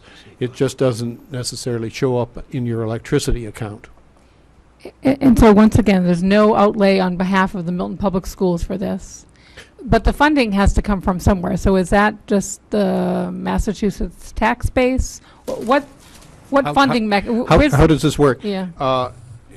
Basically, there's a small outlay. I've already have a purchase order with the Milton schools for a small amount of money. It will have to be increased. It's a modest amount of money, several thousands of dollars, to design the plan, get the request for proposals put together, get it out there, bring the developers to see the schools, have a meeting with them, talk about the system that we're looking for, a lot of the individual requests that the school system would have, and then to get the bids in and help evaluate the bids to come forward to the point where we could start to negotiate a contract. That's your capital outlay. The monies come from the developers. They put up all the money. This system will cost in the vicinity of about $4 to $5 million to build, plus doing all the permitting, doing the engineering plans, all of those things. And they pay that, that's all of their own money. And they pay that off through the power purchase agreement that you sign with them. Plus they get tax credits and the certificates and a variety of other. Bob, can you just explain how the developer is going to make the money back through the tax credits, the fee the utility pays? Yes. Federal tax credits. These renewable energy certificates, the developer gets 28.5 cents for every kilowatt hour your system produces. Now, you're buying electricity today for the electricity commodity at somewhere around 8 or 9 cents a kilowatt hour. This is part of the special legislation under the Green Communities Act. The developer takes that. The developer also gets a 30% production tax credit. the developer gets a accelerated depreciation, plus the developer has access to what are called tax equity funds, so that he gets a number of people that don't want to pay their tax payments to the federal government. They invest in the system for tax credits, and so all of a sudden, the system that cost $100 a kilowatt now is only costing $60 a kilowatt. And all of those put together reduces the cost of the system for the first 10 years down to a very modest amount of money that the individual has to collect. And then they have the back end at the slightly elevated prices to collect additional revenues to make it worthwhile for them to hold the project. Thank you. Any further questions? Yeah, I'd like to make a motion, since we want to try to get this done and started in the current fiscal year, or by the end of this fiscal year. It makes sense to get this underway. So I'd like to make a motion to authorize the school department to put out an RFP for proposals to specify this project, and to authorize, Matt says, not to exceed $9,000 for costs for the planning and development, drawing up the plans and so forth for the RFP and legal costs and so forth. So I'd like to make that motion, that we authorize an RFP. It's made by Mr. Pavlicek and second by Ms. Bagley Jones. Do we have any discussion? Mrs. Kelly? Sorry, I have one more question. That's okay. The May 2011 deadline, is that established, or there's still a question mark around that? And what will be the time frame that you might be able to discern whether it is the deadline or not? It's all in flux at the moment up in the Department of Energy Resources and the Green Communities Act. I do know from some proposals that we just opened up that people are looking at still the pricing that I'm talking about, which is indicative of the availability of these renewable energy certificates, that they're counting on them being able to capture the full 10 years of these certificates. Thank you. And the other aspect of your question is you're well within the 400 megawatts of this capacity being available, so that there isn't any way you're going to be shut out of that. Mr. Gillis? Yeah. First, I'd like to thank the support of the committee for at least making a motion and seconding it. But for the folks at home, we did run this by town council, who gave us some blessing and some marching orders for other approvals we have to receive. And we ran it by town council, the bond council, to make sure we weren't going to be violating any tax laws is one of the things. And so the school committee does have the ability and authority to do this project. We've talked with Kevin Murn and Will Clark at the town about it. They're interested. They're supportive. The town is pursuing a green communities designation. I think Dennis Cohane will talk about that more in the facilities subcommittee report. So we've done some initial legwork to make sure we can make this happen. I just wanted folks to know that we're not just making it up as we go, and folks at home don't get the school committee packet and couldn't have read those legal approval letters. Mr. Huban? Part of the proposal is for authorizing $9,000. How'd you come up with that number? The proposal I have from Bob Patterson there, with tasks that are itemized, that would be a not to exceed figure. It would take us about another $4,000 to put the proposal out on the street, and with some additional legal review. And then once you have the vendors coming in to look at the place, similar to the last project we did with the security cameras, they come, they take a look, and then they ask a bunch of questions, and you've got to make sure you can answer them and give them clear answers in the plans that they may need, so that they can do their engineering work and bring it together. So I got the amount mostly from Bob, and from doing a little research with a couple other communities that did their landfills, and what they expended on legal reviews as well as consulting fees. I follow up? Yes. What line item in the budget will you be taking this from? generally, I'd take it out of facilities, contracted services, maintenance of facilities. Thank you. Any further questions? Ms. Gormley, could we have your recommendation? I would recommend to proceed. So all in favor? Looks like it's unanimous. Thank you very much. Thank you for that wonderful, thorough presentation. Thank you, Bill Ritchie, for joining us as well. Thank you, Mr. Patterson. Thank you, Mr. Patterson. Thank you, school committee. Briefly, two other items, a few notes. First of all, we'll start to publicize, but for parents who are watching tonight, circle the date. Our kindergarten information night will be January 27th at 7 o'clock in the Milton High School Library, and our first grade information night will be February 10th at 7 o'clock in the Milton High School Library. We'll fully publicize those two dates, contact all the preschools in town, and use all the vehicles available to us to communicate and get out to parents. Students at Milton High have been signing up for winter sports. We'll have an update for you later in the winter. Last Saturday, we have given you an update on our robotics team with David Romeo and Mary Kelly's son as his assistant associate coach. Well, last weekend they went to Quincy High School and they received the Mechanical Design Award. Only 12 teams of the 47 earned awards. Mr. Romeo writes to us that the judges looked for teams whose work stands out and makes them say, wow. So our robotics team is competing at the state level, doing well, and Mr. Romeo and our science department head are looking for opportunities to have high school and elementary robotics teams. That's a good news story.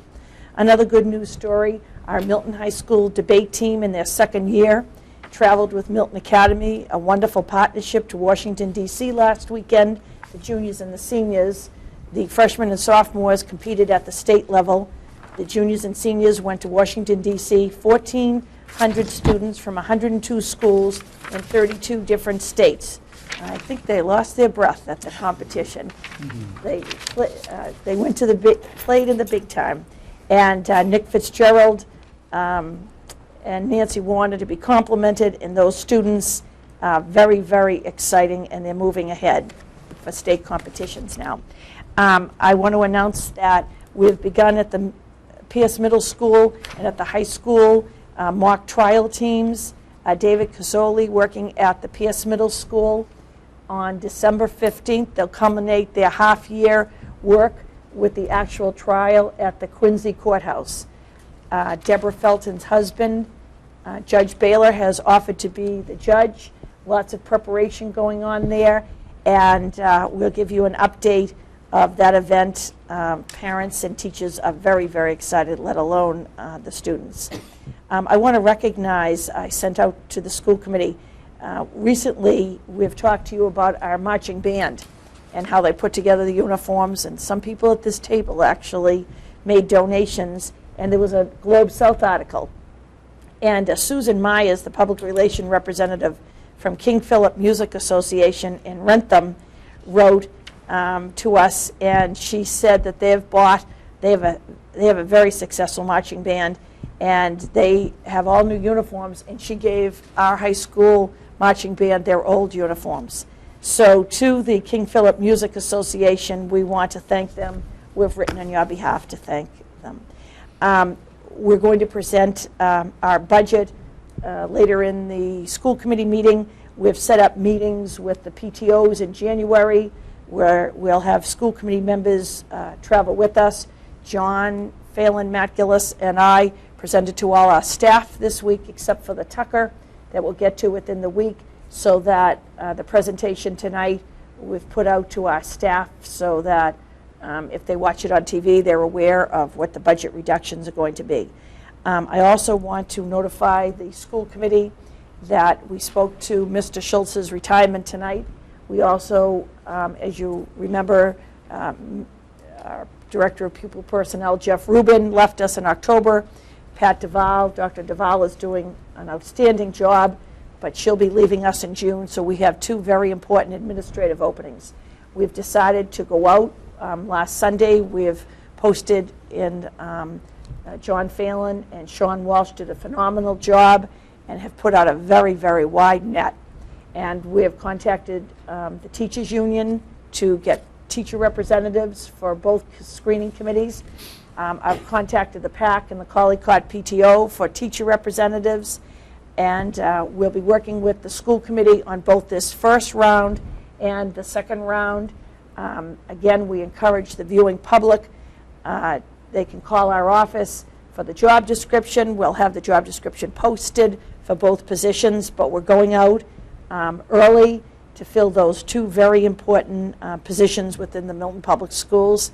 And this morning, John Phelan and I met with Citizens for a Diverse Milton, and again, they're working with us, again, to just widen our net and our pool of candidates. And as I said to them, this is a very attractive town for educators and administrators, and we look to make two very important positions at the end of January, the middle of February for those two positions. To conclude my report, you've been patient with me through two rounds of edits, and I have tonight put into your packet my goals for this year. The goals falling under improving student achievement, curriculum development, professional development, and student assessment. Continue to work collaboratively with the Milton School Committee to communicate the budget needs of the Milton Public Schools to the community. Continue to develop best practices of communication, public relations to build public support for the Milton Public Schools, and a personnel goal. I appreciate the edits that you sent in. I incorporated those edits, and to the professional organization that I belong to. Now we are into December to February to give you an update on these goals. Then again in April, before next summer, when again I'll do a self-evaluation and use my goals to evaluate my progress, the system's progress in meeting those goals. So, and also one other note, very, very important, circle your calendar, February 12th, bringing back to that important fundraising for athletics and clubs. Ms. Bagley-Jones will be chairing the walkathon again this year here at Milton High School. The important dollars needed to fund athletics and clubs and activities, February 12th. Circle that date in your calendar. We'll be publicizing it often, and plans will be underway. Mr. Pavlicek. Before we leave your report, I'd like to move that the school committee accept the superintendent's goals for next year.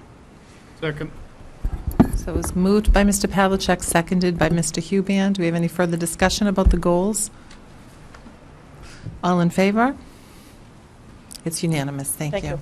Thank you, Ms. Gormley. Mrs. Kelly? Could I just ask that the goals of both the school committee and the superintendent be posted on the website so that the public could review them? Absolutely. Thank you. Anything else, Ms. Gormley? No, thank you very much.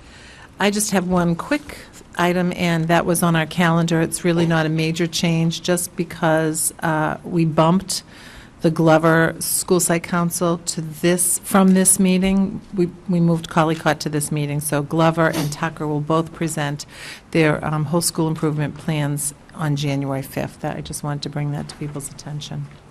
And we'll move into the Finance Subcommittee. Mrs. Kelly?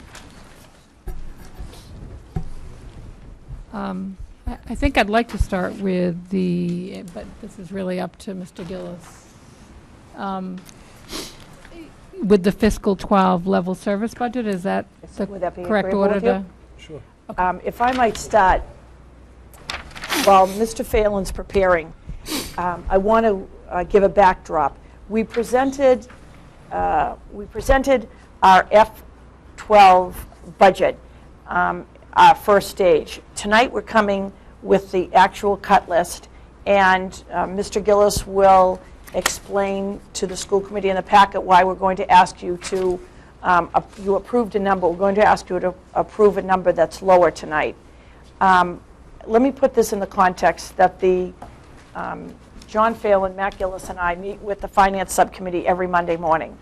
And we work closely with the Warrant Committee, our school committee chair of the school subcommittee, Leroy Walker. And Mr. Walker, on behalf of the Warrant Committee and the schools, asked that we prepare our school budget and come out with two budgets. One, if we were given the same number of dollars, which would be a level dollar budget, and a budget if you move the Milton Public Schools ahead next year. No new positions, incorporate the raises, and move the system ahead. So I think it's important in this context to explain to the public that we, for the last 3 years, have been using stimulus money. When I present to the teachers, I say, in your own communities, you've read about the stimulus funds. You've read about the jobs bill. And so Leroy Walker and the Finance Subcommittee said to us, move the entire system ahead. They gave us the charge. Keep those positions in the school district and move the entire school district ahead. So this presentation we're going to show to you is moving the system ahead, and we'll detail and outline the jobs positions. I want to say before we begin, given the charge by the Finance Subcommittee of the school committee, we meet as a leadership group. First, we establish some non-negotiables. What's a non-negotiable? A non-negotiable is we have these co-taught classrooms that enable us to have students who might be out-of-district placements in the school district. And again, it's not a total savings because we have to hire more staff, but it's good for those children, it's good for the school district, it's good for the family, it's good for the school district, it's good for the town. So when we put up the list and we start to brainstorm what we're going to cut, that's a non-negotiable. We're not going to look at any co-taught classrooms. Another example of a non-negotiable, we've made phenomenal strides in achievement at Pierce Middle School with the get back time, as Mr. Phelan refers to it, the double classes in English and math, special education students making AYP. We sat here with the PAC for years, and that was a concern. So another non-negotiable, we have NEAS coming to accredit the high school. We're not going to make a cut that's going to flag our NEAS reaccreditation visit. So we have a whole list of non-negotiables. We also spend time, and let's say we want to institute a new course or new elective. We're not going to add any new teachers, but we could do an exchange. I would give you one example of an exchange that we've discussed, and to the school committee, this will be valuable. We have the parents coming forward who have done a tremendous amount of research, and again, this is a public school district, and we work for the public. We work with the public. And the parents were concerned about the amount of time at the elementary school. And so as a leadership team, we heard the parents, the school committee heard the parents, and we've been discussing at the elementary level that in the libraries, we have students have library every week. And every one of our elementary principals commented that in the library periods, what the librarian's doing is what the classroom teachers do. And so we talked about having library every other week, we would reduce one librarian, and the students in the Milton Public Schools would form a library period every other week. And on the off weeks, they could go to the library with an aide there to exchange their books. And over the last 5 to 6 years, we've been working with the Milton Foundation for Education, building classroom libraries and these leveled readers, so that an elementary classroom today is very different from an elementary classroom 5 years ago, with the leveled readers. And every one of our schools now have book rooms that the Milton Foundation for Education has really assisted us in filling these book rooms with leveled readers and classroom libraries. And so we're under discussion, and at a future meeting, we'll present some of these exchanges, again, whether it's electives or courses in the Milton Public Schools that won't require any additional staffing. But we're looking to have art for all students next year, but again, we have to use our existing funds. And that's one place where we thought we could make an exchange. And again, the libraries are very important to me. They're the hearts of the buildings. We've invested a tremendous amount of money in the collections, and a library should be the heart of an elementary or any school, a middle or a high school. And so I want to put in the context of this budget, the non-negotiables, the switches that we'll make. And again, these decisions, when I've gone out to the teachers, I said, this is the entire leadership group.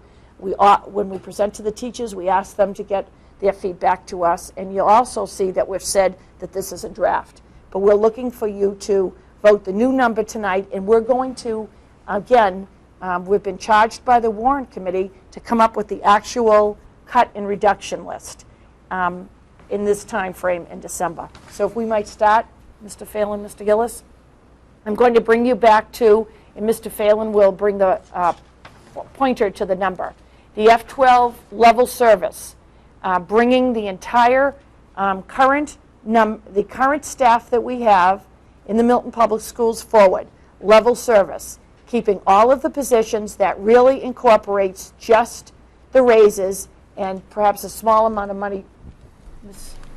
Yeah, go ahead.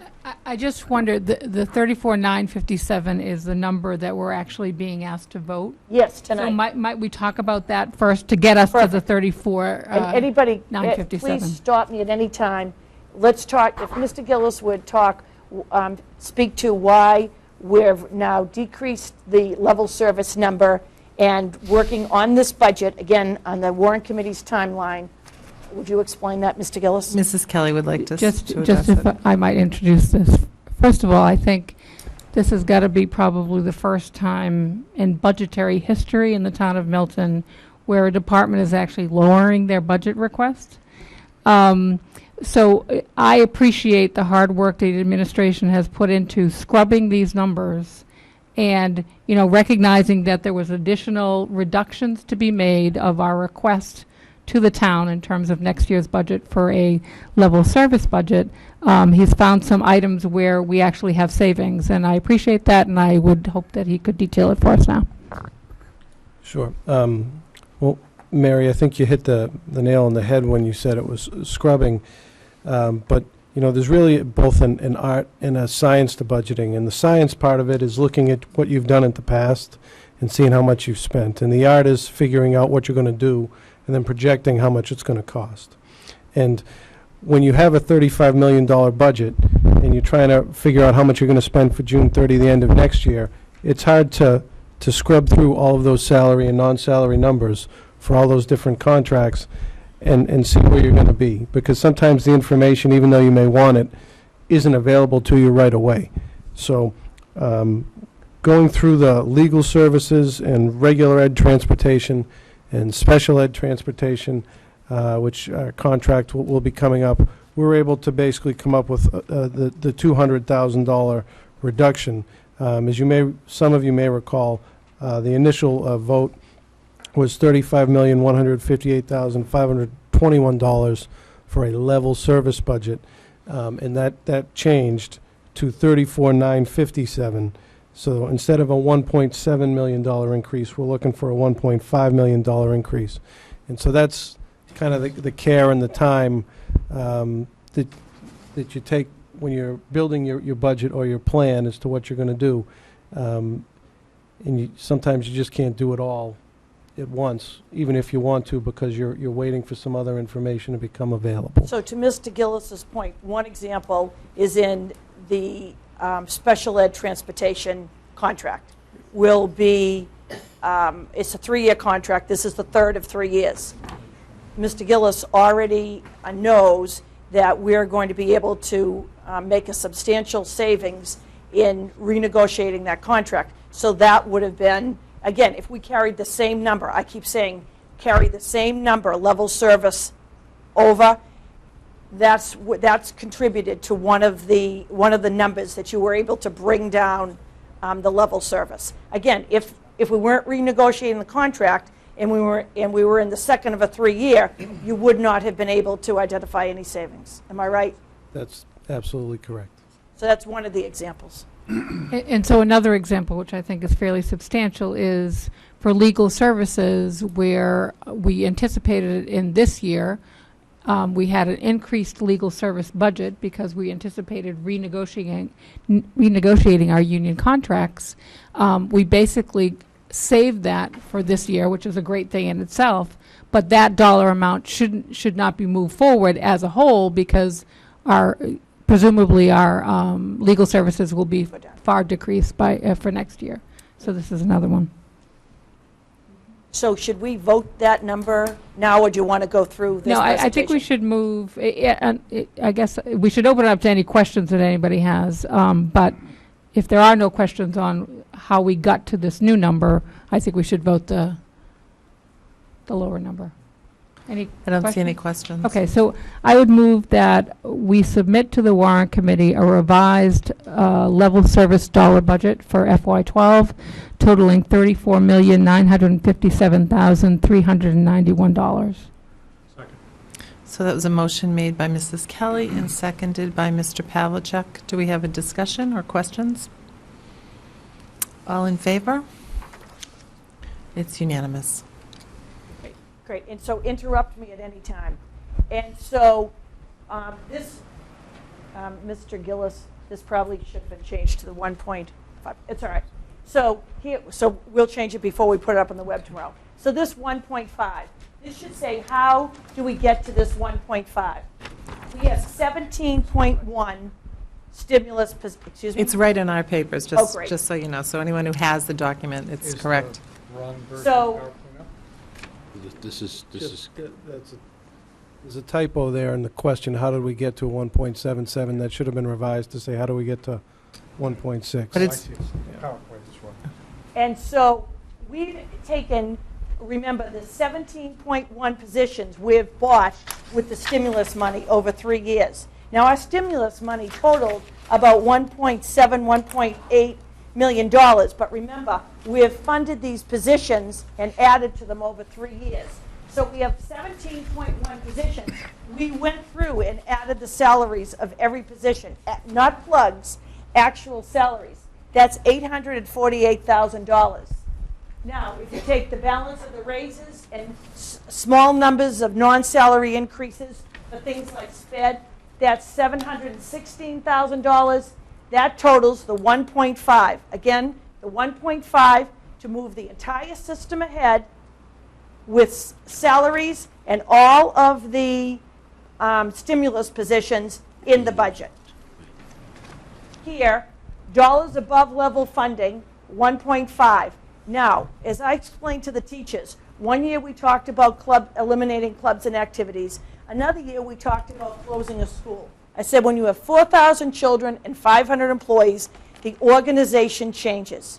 The needs of the organization, the demands of the organization change. And so this year, a very, very good idea was we looked at non-salary reductions first. So we spent a tremendous amount of time and we came up with a list of non-salary reductions that we could make. These are an extension, in my mind, of the cliff, because not all of these can be done every year. But if we make it constant, Mr. Gillis is nervous about them, but I said to the teachers, you did a great job last year taking all of the heaters and the coffee makers and all of the appliances. Mini fridges. Excuse me? The mini fridges. The mini refrigerators that demand the electricity, that you saved that money. We saved that money. And I said to the teachers, every time we save $1, it goes towards saving a teacher in the classroom in front of students. And then we went into the salary reductions. If you might move on to the non-salary reduction, Mr. Phelan, do you want to outline that list? I think we went over that list once, but it's been edited, again, presented to Finance Subcommittee, to the leadership, and this is the list, again, in draft, but we're putting to the Warrant Committee. The non-personnel savings, Mr. Sure. These are, as Superintendent Gormley stated, we took a new tact and we are attempting to, even though salary is about 80% of our budget, we are really achieving about 50% of our budget reductions in non-salary and non-teacher reductions that do not impact the student in the classroom.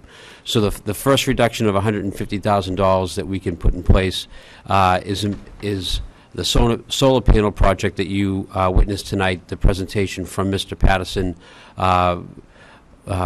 Matt Gillis brought us this opportunity through the state, and we are hoping that saves us $150,000, which is a significant project, not only for the green community aspect of the town of Milton, but financially as well. Text materials, supplies, and technology. This number has been reduced over time. We do plug some of our technology with grant money from the state here, but we will reduce and we will bite the bullet, for lack of a better term, in our use of text materials, supplies, and technology for a $200,000 savings. Jobs carryover money. This goes back to what Superintendent Gormley had stated earlier. I believe the district, under Superintendent Gormley's leadership of stretching our stimulus money out over 3 years, has been an incredible asset to the district, which created a very consistent budgeting operation over the last 3 years, keeping our staff relatively stable and keeping our services stable. This is another example. We received about $200,000 in August. We only spent $100,000 this year, and we left the balance of $100,000 that we can utilize next year as a reduction. Every year we have teachers retire, and we believe that when we have teachers retire at a higher level and we employ new teachers at a lower level of pay, we can get $100,000 savings in that area. Increased fees and chargebacks, and also increased chargebacks to the lunch program. We have many programs for which we charge fees in this school district. Fortunately or unfortunately, we have the full-day K program, we have transportation fees, we have the after-school and before-school programs, we have the lunch programs. All those programs charge fees, and we act as landlord to those programs. Even though we all work together and they're part of the Milton Public Schools, they generate revenue through the fees that they charge, and over a period of time, their revolving accounts generate some balances that we feel we can charge them more rent, for lack of a better term. That rent is in the form of chargebacks for electricity, the space, the custodians that clean the space, and we feel that we can access those revolving accounts legitimately through those chargebacks to the degree that we can make about $50,000 in general chargebacks and $56,000 towards our lunch program. The new schools that we have... Just 1 second, sorry. Yep. We have a couple questions. Mr. Sure. Pavlicek, then Mr. Hubian. On these, we're talking about charging back. We're not talking about raising lunch fees and raising bus fees and so forth. We're talking about charging against balances that are in those revolving accounts. Correct. Well, All the fees have been reviewed, and we are looking at fees in general, but the majority of that would be assessed in the chargebacks to the programs. Mrs. Kelly? Just, I thought the fees were under review. That doesn't mean that we're going to propose it, that we increase any fees, but I think just as part of our obligation every year, we need to review programs versus fees we're collecting and see if there needs to be an adjustment made. So it doesn't mean that that no fees will be increased, but the majority of the dollars will come from chargeback. My point was that I didn't want people to think we're raising Correct. bus fees and lunch fees to grab $100,000. I mean, that's not the point of this. While, the rental of facilities fee may change for an auditorium or this or that or the other over the year, but this is primarily accessing balances in revolving accounts, not trying to jack up fees to That is correct. $1,000. That is correct. Thank you for the clarification. Mr. Hubian? Generally, when you raise fees to the lunch program, which is really its own entity, or to the after-school programs, don't they generally go ahead and raise their fees for use of those programs, i.e. higher lunch prices, higher tuition for after-school programs? Mr. Gillis might be able to speak better to this than I, but we feel that we haven't, over a period of time, those fees that are charged generate balances in those accounts. So we don't necessarily have to charge an additional fee to make up that money this year. This money has been accumulated, and we feel that we should access it now in this year that our cliff is apparent with the lack of stimulus money. So this money is not a direct result in raising fees this year. And to Those the fees point are you always couldn't- reviewed, but not necessarily to the degree that would generate that much income.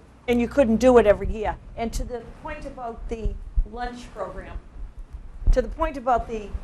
lunch program, in other districts, is it 3 months that you have to have salary? It's a federal program. But in other districts, there would be a maintenance list of refrigerators and stoves and things that have to be fixed. Well, we're a result of the school building project, a brand new school building project, and so that's what I believe that's why we're able to this one time make this additional hit against the school lunch program. Mm-hmm. And again, none of these are easy. You know, Mr. Gillis is nervous. We have to meet with Jackie Morgan, the head of the lunch program.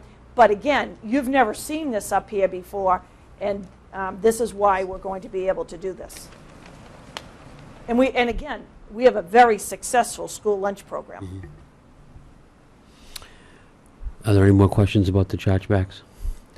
The next two areas of potential savings will be, we have our custodial contract is up, and we're hoping to, between the contract and a reorganization of how we organize our resources and our custodians to the 6 schools, feel that we can achieve a $50,000 reduction. And we hope to also have an administration reorganization that may result also in a $20,000 savings.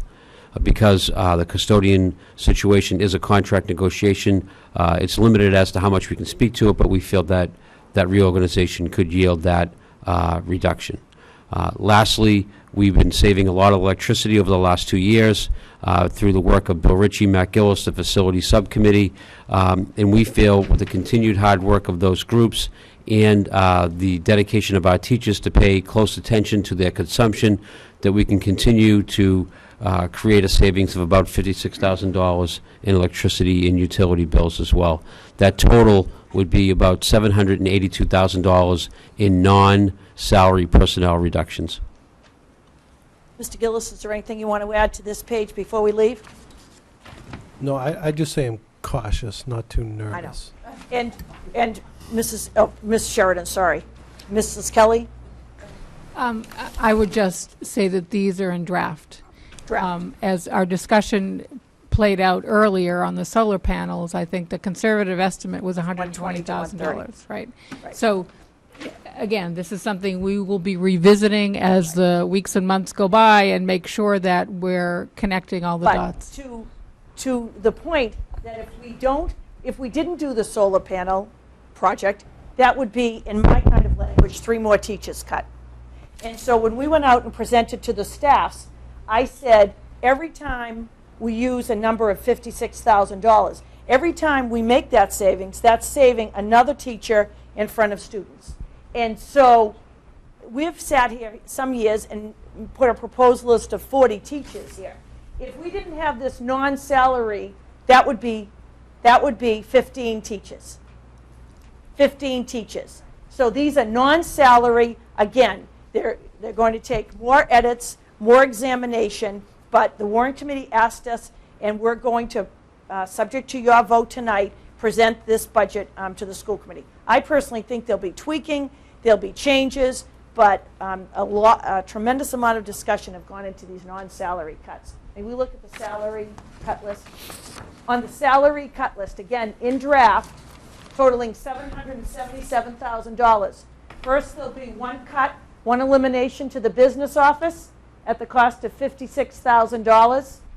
As a result of the special education audit, looking at our occupational therapists, speech therapists, and physical therapists, we believe by consolidating all of their schedules and reassignments, we'll be able to provide the same level of service, but make a $56,000 cut in that area. That will be perhaps a 0.2 of an occupational therapist, a 0.2, again, a part of each one of those positions, making a 1.0 savings at $56,000. The third cut, you remember 3 years ago when we got our first stimulus money, we went to the Collycott Cunningham, we had large 3rd grade class sizes. We combined the Cunningham and Collycott 3rd grades, and we made a Cunningham Collycott class. We were able to lower all of the class sizes at that important first MCAS tested grade, And that class has been very successful, thriving. When we presented the other day to a group, one of the parents had a child in that classroom for 2 years. We're proposing that position, that will be a cut. And now that the students are in the 5th grade, we have that 70-30 model, where 70% of the day all the English and French immersion students are integrated. The class size will be able to keep, excuse me, Mr. Phelan, at 25, 26. And so that's going to be one cut of an elementary classroom teacher. The next proposed cut, again, remember the non-negotiable. We spent a tremendous amount of time at the PS school because we don't want achievement to move backwards. And so what the cut, working with Mr. Jett, a .2 cut of a grade 6 Latin teacher. The next PS cut is yet to be determined. It's probably the only yet to be determined on the list. And a PS middle school math investigations, a support teacher.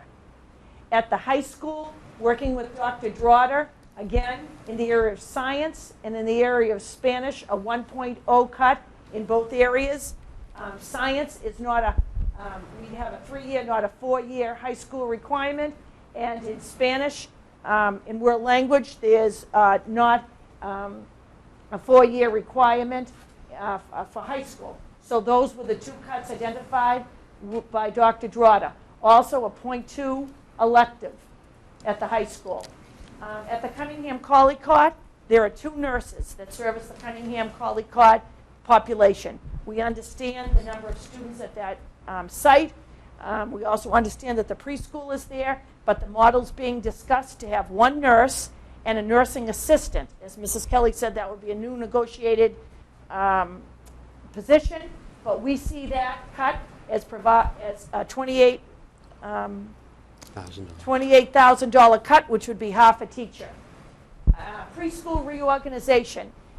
This cut is very important to describe. It would total 1.3. It would be partial positions. This cut really came from sometimes when you do this kind of work and you're able to find savings with the same services to the students. Do you remember last year we talked about reducing the full-day kindergarten aides to half-time? The school committee responded to the public and increased those aides to 0.8. The model is working. The model is working. It's almost like flex time, whether they come early, come late, leave early. Well, we're going to look at the preschool. We're going to look at the aides and the teachers. This will mean no reduction in services to preschool students. This is looking at the scheduling and the timing and who we need there, whether we need all of the aides there, how much we need them there, and looking at the staffing, whether at the preschool, because the hours are reduced, perhaps reposting the teaching positions to 0.9 positions, because the preschool hours have shorter hours than the kindergarten through 5th grade. Again, it's a very involved process, but we're looking at $100,000 savings at the preschool by really reorganizing the entire preschool. Again, to the preschool parents, those going into preschool, there will be the same number of hours, services, program for the students. Our subs, a good news story for the Milton Public Schools is this year we have 26 teachers who are having maternity leaves and having babies. This is a very, very good news story. I've never seen it in my career in the Milton Public Schools. Last year we had 4 maternity leaves. And so we're really looking at this year when you probably asked somebody in the public could say, well, why didn't you have that retirement savings this year? Again, we have a daily sub rate, and then when a teacher takes over for 4 weeks or 8 weeks or 3 months during a leave, we pay them at a different level. And so we're going to next year, over the summer and in the spring, look at our entire substitute model. I would share with you, Mr. Pavlicek told us the other day, we've been talking about a neighboring community. And in that community, if you're a high school student and your teacher's absent, you go to the cafeteria or the library. And so I said, I don't believe any Milton Public School parent wants their student to go to the library or the cafeteria when their teacher is absent. And so your children in school, from bell to bell, they're being instructed. And there are no studies, and there are not large places that if your teacher's absent, students go. And so we're going to look, though, at our sub-coverage and look to make a savings of $56,000. Collaborative enrollment savings in the coordinator. We talk about these out-of-district placements, and so the public and the school committee understands there are these private SPED-certified schools. There are also collaboratives. We belong to the Charms Collaborative, Canton, Sharon, Stoughton, Randolph was in the collaborative, Holbrook. There are collaboratives all across the state, and these are not as costly in private placements. And so we're going to look at the coordination that we do for these private placements, the collaborative enrollment, and we're going to look for a savings of $50,000 in efficiencies. And I want to tell you that our special ed audit, a good part of the audit is you really look at yourself, you look internally, you look at all aspects of the organization, you have the outside group come in, and again, that's why we've been able to identify some of these savings. Again, this one is very difficult for us, these last two.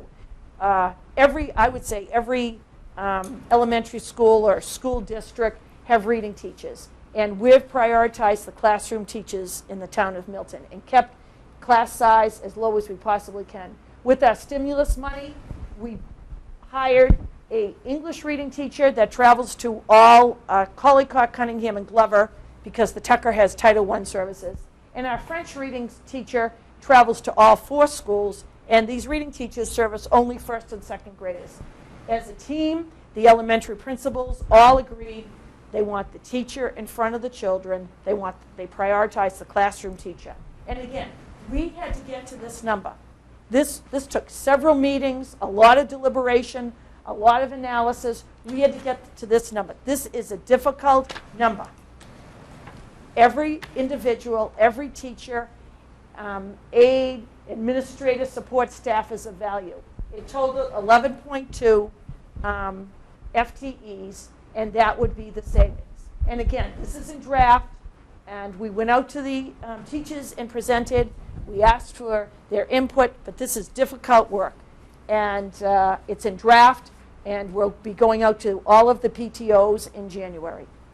And so, Mr. Gillis, Mr. Phelan, is there anything you want to add? Actually, just the kindergarten. Oh, I skipped that. I keep skipping that one.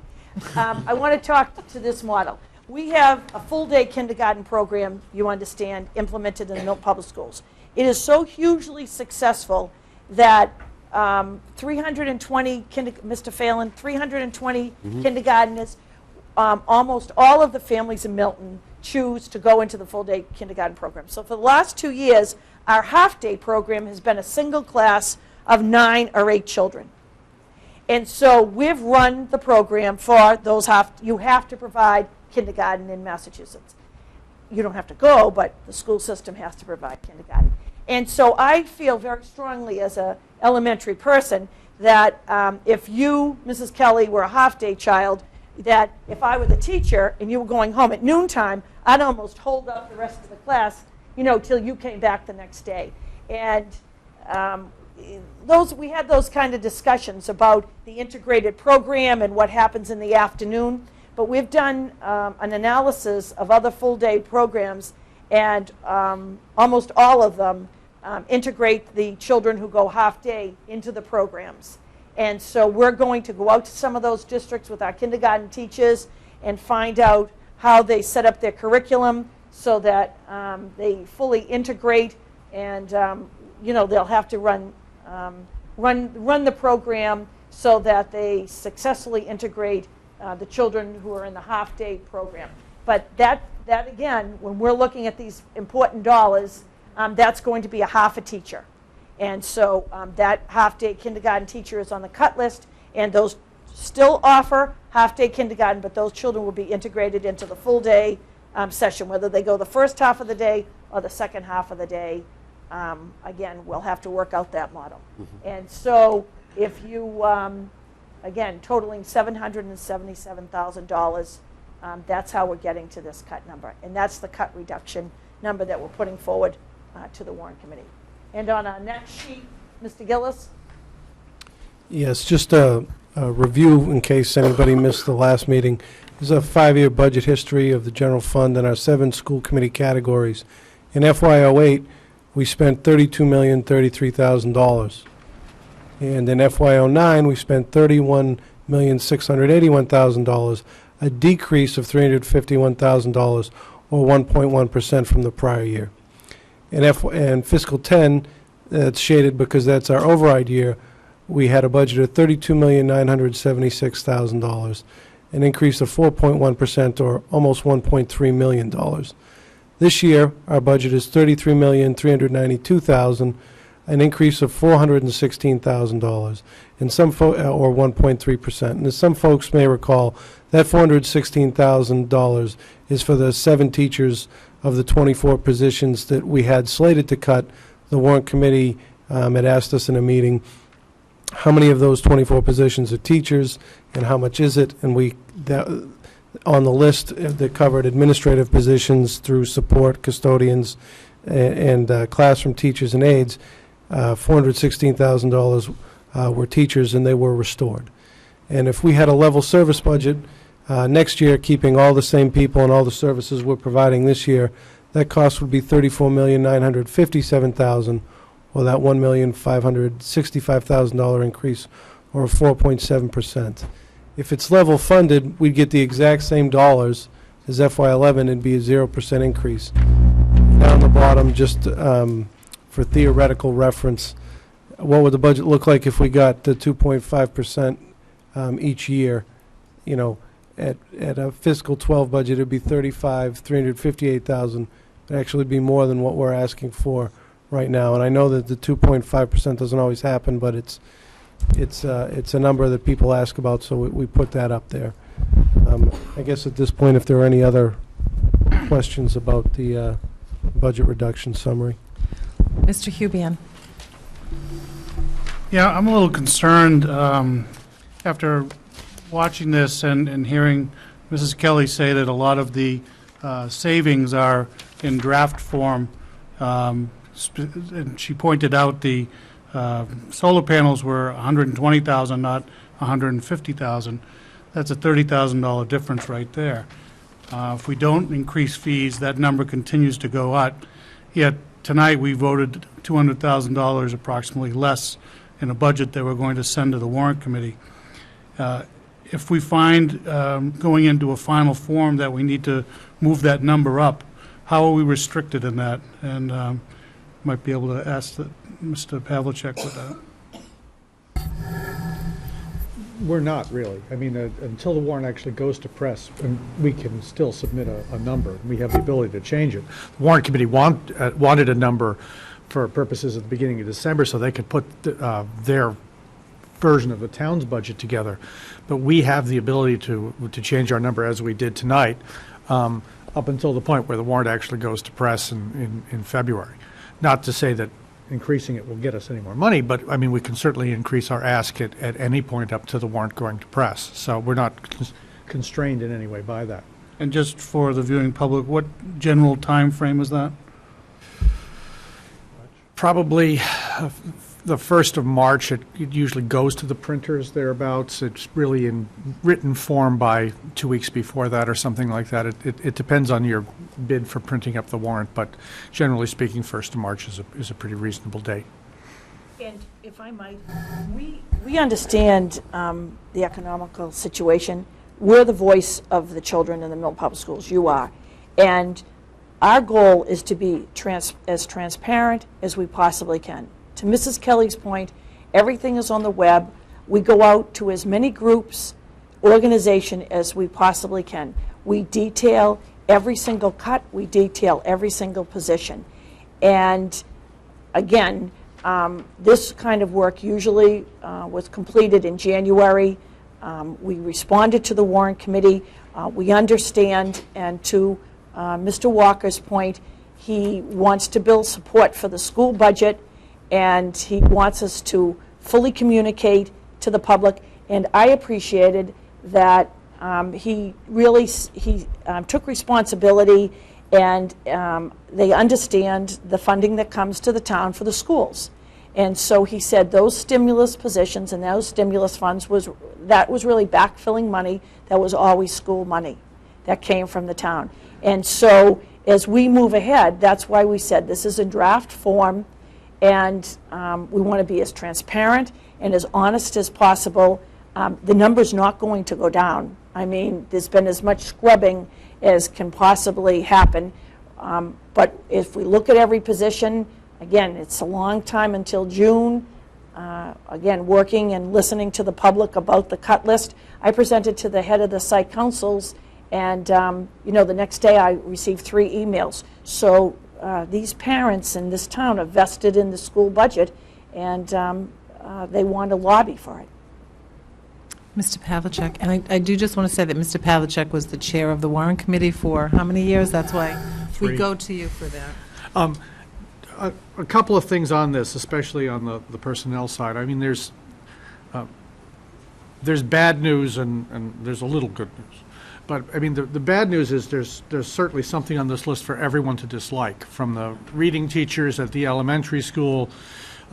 Spanish and science teachers at the high school are going to mean decreased offerings, and possibly people who want 2 sciences in their senior year aren't going to get it. People who want to take that extra Spanish class may not be able to get it. The investigations teachers at the middle school we've made progress in MCAS, and partially because of those investigations teachers, and that other as of yet undetermined Pierce teacher is probably going to involve a restructuring of the team structure at some level at Pierce, whether it's sharing a position across a couple teams or what. There's going to be effects. So none of these are easily taken or without consequences. Certainly we've already heard the issue of nursing at Cunningham Collicott is going to be there. We've already heard from people on the art program, which isn't even on here. I mean, people are looking at us to somehow increase art offerings in the elementary school, which is going to have to come at the expense of something else. So there's certainly enough on this list to make anyone unhappy. I mean, there are very few cuts on this list that don't affect people roundabout. But the only really good side about this is we are doing this early. I mean, everything is very much in flux at this point. Everything is very much in draft form. The Warrant Committee is also in draft form. They're taking preliminary estimates of a 10% cut in local aid into account. That's where their numbers are coming from. That's why they're telling us to give them a level dollar budget. I mentioned to the Finance Committee I was at a meeting last week with Michael Widber of Mass Taxpayers Foundation. They've now, as of November, the state is $500 billion above its goals in revenue collection. That's good news. If it sustains itself, we're not looking at necessarily a $2 billion budget gap going into the fiscal year, but maybe $1.5 billion. That's good. That may not mean we have 10% local aid cuts, but it's December. It's all very early here, and a lot of things can happen between now and the spring, and generally they do. I mean, we won't know what the local aid numbers are till we start getting some preliminary estimates in January. The consensus revenue estimates for the state, the hearings are in 10 days, with the agreed upon numbers to come out by the end of December. That'll be a number too, because that's the number that everybody builds their budgets on, the House, the Senate, and the governor. So until those numbers are coming out, everybody's guessing. Now, the advantage of this is everybody's guessing conservatively. I mean, we're trying to build worst case scenarios here because you have to deal with them if they come up, and you'd rather be able to say, well, maybe we don't have to make $780,000, maybe we only have to make $680,000, or something, $600,000, or pick a number. It's always better to make fewer cuts than more. So I think the bad side of this is this is a fairly terrible list. The good side is we can always hope that we don't have to make it all. But, I mean, some of this is I can't see us getting $750,000 more than the projection is. That would be quite a windfall, I think. So I think, you know, we have to prepare ourselves for some fairly unpleasant eventualities, I think, for fiscal 12. But, as I say, it's early, and we have to watch this play out over the next few months till we get to town meeting. And there are no more stimulus funds. No, I wouldn't expect any more stimulus money. Ms. Bagley-Jones? A question, when you said science 2 years in their senior year, I thought it was 3 years of science versus 4. Is that Could the be cut? either. Could It be could be either. either. Some people Okay. take 2 in their But- senior year. right. So, you know, I just know that was a Great lot of question. concern Yep. last time about kids who were going to applying to college who need the 4 years of science. So that's concern. I mean, they're all of concern, as Glenn said. I mean, having half, you know, cutting the nursing services, I mean, everything on this list is a concern. But I look at the science teacher, I look at the Spanish teacher. Does that mean kids don't get Spanish 5 or Yes. 6? Okay. The math teacher at Pierce, the 2 reading teachers, I guess those sort of stand out to me as like, ugh, take a knife and plunge it in your heart kind of cut. So I know this must have been incredibly painful for you. So maybe as we proceed, you know, we keep an impact list like we used to do last year about how this is going to impact kids. We'll start that. And, Okay. And to Ms. Bagley-Jones and to Mr. Pavlicek's point, last year we cut aides. And again, talking about the SPED audit, you know, we work under special education regulations. So you might look up at that list and say you haven't cut any aides. You know, we spent a long time deliberating that, right, John and Matt? And again, we're at where we cannot make any more cuts and meet our obligations for the ed plans. Somebody might say, well, with the stimulus last year, you eliminated the guidance department head. So we, you know, this isn't so simple as you just put up the 17 positions that you hired with the stimulus money. The organization changes. And in that guidance position, we were fortunate to have the stimulus funds. We realized that we needed that position. And so that we were able to put that position back, and that's not a cut that we're putting back up. So when I went out to the teachers, I said, the organization changes. You know, we could all leave here and come back a year from now if everything was stagnant and things didn't change. But the needs of the organization change, and this is the best work of the leadership team today. And it's difficult work. Mrs. Kelly? Not only is it difficult work, and I think the time frame that it's been done in certainly is amazing, and I commend the administration for doing it. Having to talk about this to your workforce so early in the year, you know, has to have an impact. Unfortunately, it seems like we have these conversations every year at Milton Public Schools, but coming so early in the year, I think it just, you know, just from an atmosphere perspective, cannot be pleasant. The one thing I do want to bring up is the science teacher at the high school, and I think I've asked in the finance subcommittee to perhaps have this reviewed. Where it is one of those things for you don't need it, okay, our requirement is 3 years of science to graduate, right?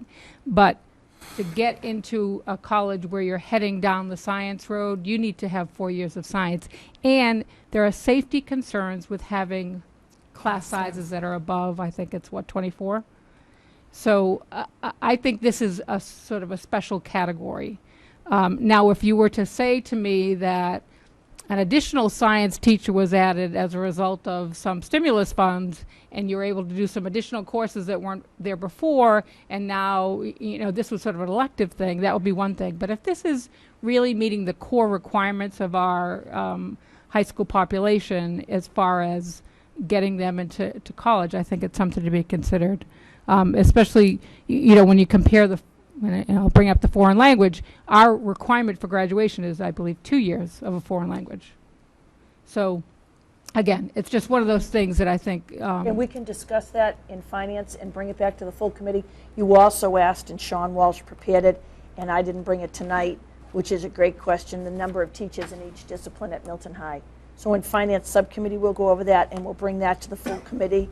And every one of these positions that you want to discuss, we will discuss, and we'll bring the principals forward too. Any other comments or questions? Just, do we need a vote to send this to the warrant committee, or? It's a good idea. Okay. So we'll entertain a motion. Mrs. Right, Kelly? and the motion would be to submit this draft budget reduction summary package to the warrant committee as part of our explanation of the impact of a level dollar budget.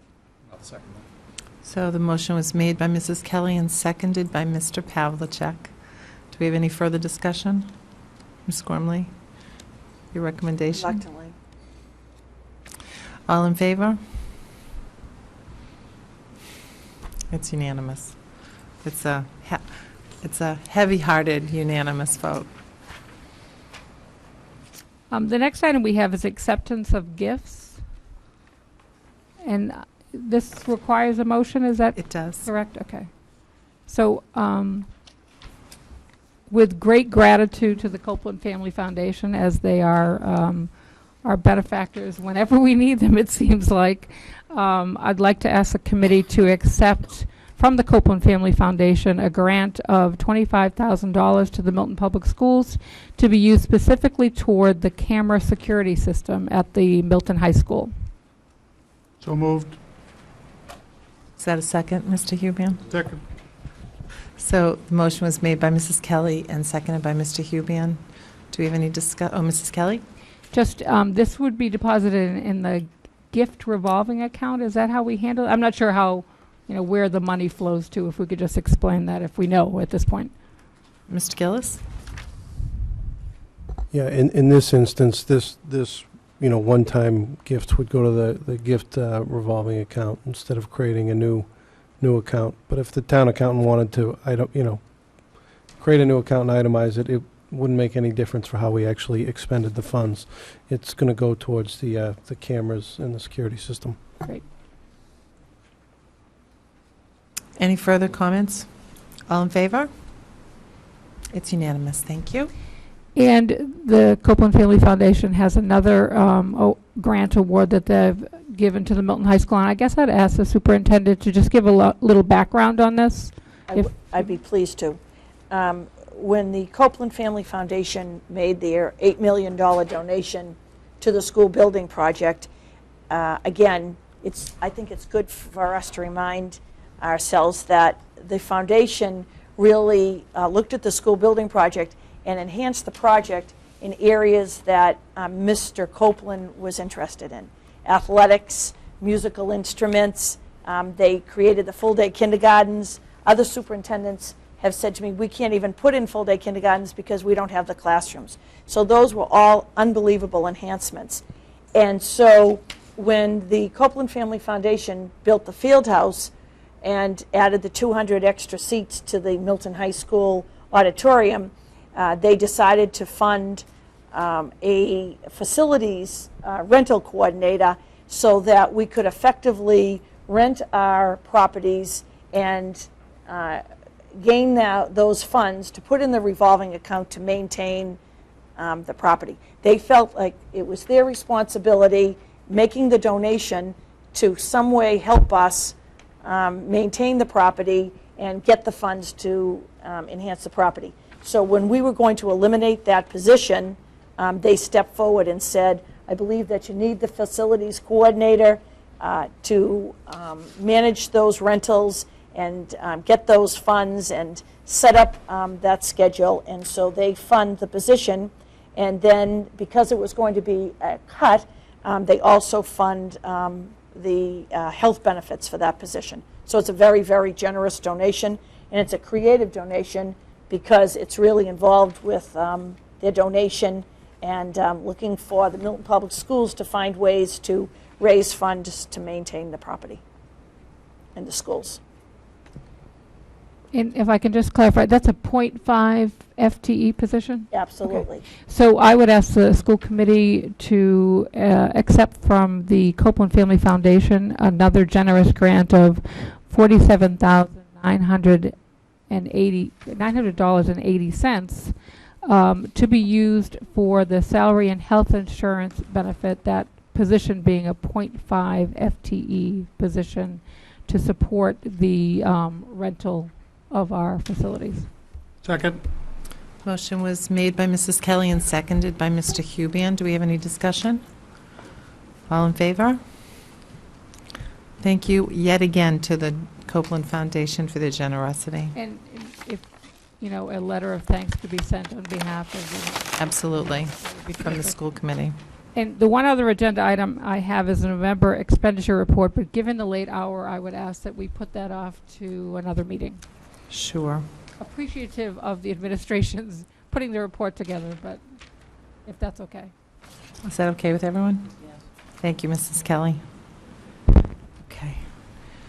So we'll move to the Facilities Subcommittee update. Mr. Cohane? Okay, so we met last Thursday, and the good news is that 80% of the cameras are installed, the security cameras. The budget for the cameras was $275,000, of which $200,000 came from the school budget, $50,000 came from the building committee, and $25,000 from Copeland. And we also got $87,000 in a federal grant that the police got and basically gave to this fund for a total of $362,000 total money available. The contract was a little over $275,000, and thanks to Mr. Gillis, who negotiated the contract just before they were to begin, it got reduced by $3,002. We had a slight increase because of some added cameras on the outside of the high school. We upgraded the server to accommodate extra cameras in the future. And they also have these motion tracking, I guess they're called zoom cameras. So basically if a car drives by, the camera can follow the car, and it's one of the most sophisticated cameras around. That came in substantially high, but again, Mr. Gillis renegotiated along with Bill Ritchie and Rich Malmstrom. And they brought it back down to about $3,400. So basically today we're over budget $454, which is excellent news on a $300,000 job. And I would commend Mr. Gillis for his hard work and his negotiating skills on saving us all that money. Also good news, during the week we got an Energy Star rating, which is basically a federal program award from the Environmental Protection Agency for being the most efficient with our use of electricity and heat. The Tucker scored 81% out of 100, which put it in the top 20% in the United States for similar size and use. The high school scored 90%, which put it in the top 10% in the United States. The Pierce scored 63%, which didn't qualify because the threshold was 75%. Mm-hmm. But we're working very hard. I know Mr. Gillis is working very hard to bring that up in the future. There are no monetary rewards, just an affirmation of how efficient we are with our energy consumption, which ultimately leads to savings of tax dollars. And having the Tucker and the high school qualify we're federally recognized, and it's a huge boost to meet the Green Communities Act, our designation. And recognition should also go to Marcia Uretsky, the Tucker principal, and Dr. Drotter, the high school principal. Can I just add that I think that we heard that Tucker School is the only school in Massachusetts this year to be awarded that elementary school? The only elementary school this year? I believe that might be right, but, they update the website daily. It's kind of an ongoing right. rolling thing, so Well, as of it's our meeting, possible we were that changed. But, yeah, that certainly was accurate just a couple of weeks ago. Thank you. Mrs. Kelly? Appreciative of all the hard work that goes into becoming green in terms of our facilities. Again, I would ask at the state level, there's nice to be recognized. Is there anything, maybe some T-shirts that we could sell as a fundraiser or something that might come along with this? It would be great. I think only if those T-shirts are recycled. There you go. Thank you, Mr. Cohen. Any comments or questions? Great. Okay. We don't have any old business to attend to tonight. Do we have any agenda items for the next meeting in addition to ones that have already been identified? Mrs. Kelly? Just at some point, I'd love to hear whether assessments have gone on at any level. And just, one of the things that I had hoped that this year we might be able to hear back on was more feedback in terms of how the year is progressing rather than waiting just beginning of the year to the following beginning of the year to hear how we're January doing. would be a perfect time on assessments at every level. Great. Okay. Thank you. So right now, I would, we're going to adjourn to executive session, and we need a motion to enter into executive session for the purpose of discussing contract negotiations and pending litigation, and to discuss negotiations with non-union personnel, since to do so in open session may have detrimental effect on the bargaining or litigation position of the school committee. The school committee will adjourn directly from executive session and will not return to open session. Do I have that motion? So moved. Second. Moved by Mr. Pavlicek and seconded by Mr. Huban. We'll do this by roll call. Mrs. Kelly? Yes. Ms. Bagley-Jones? Yes, I'm a yes. Mr. Pavlicek? Yes. Mr. Cohen? Yes. Mr. Huban? Yes. Thank you very much. Thank you to the administration. Thank you, Mike from Cable. And happy holidays, everybody.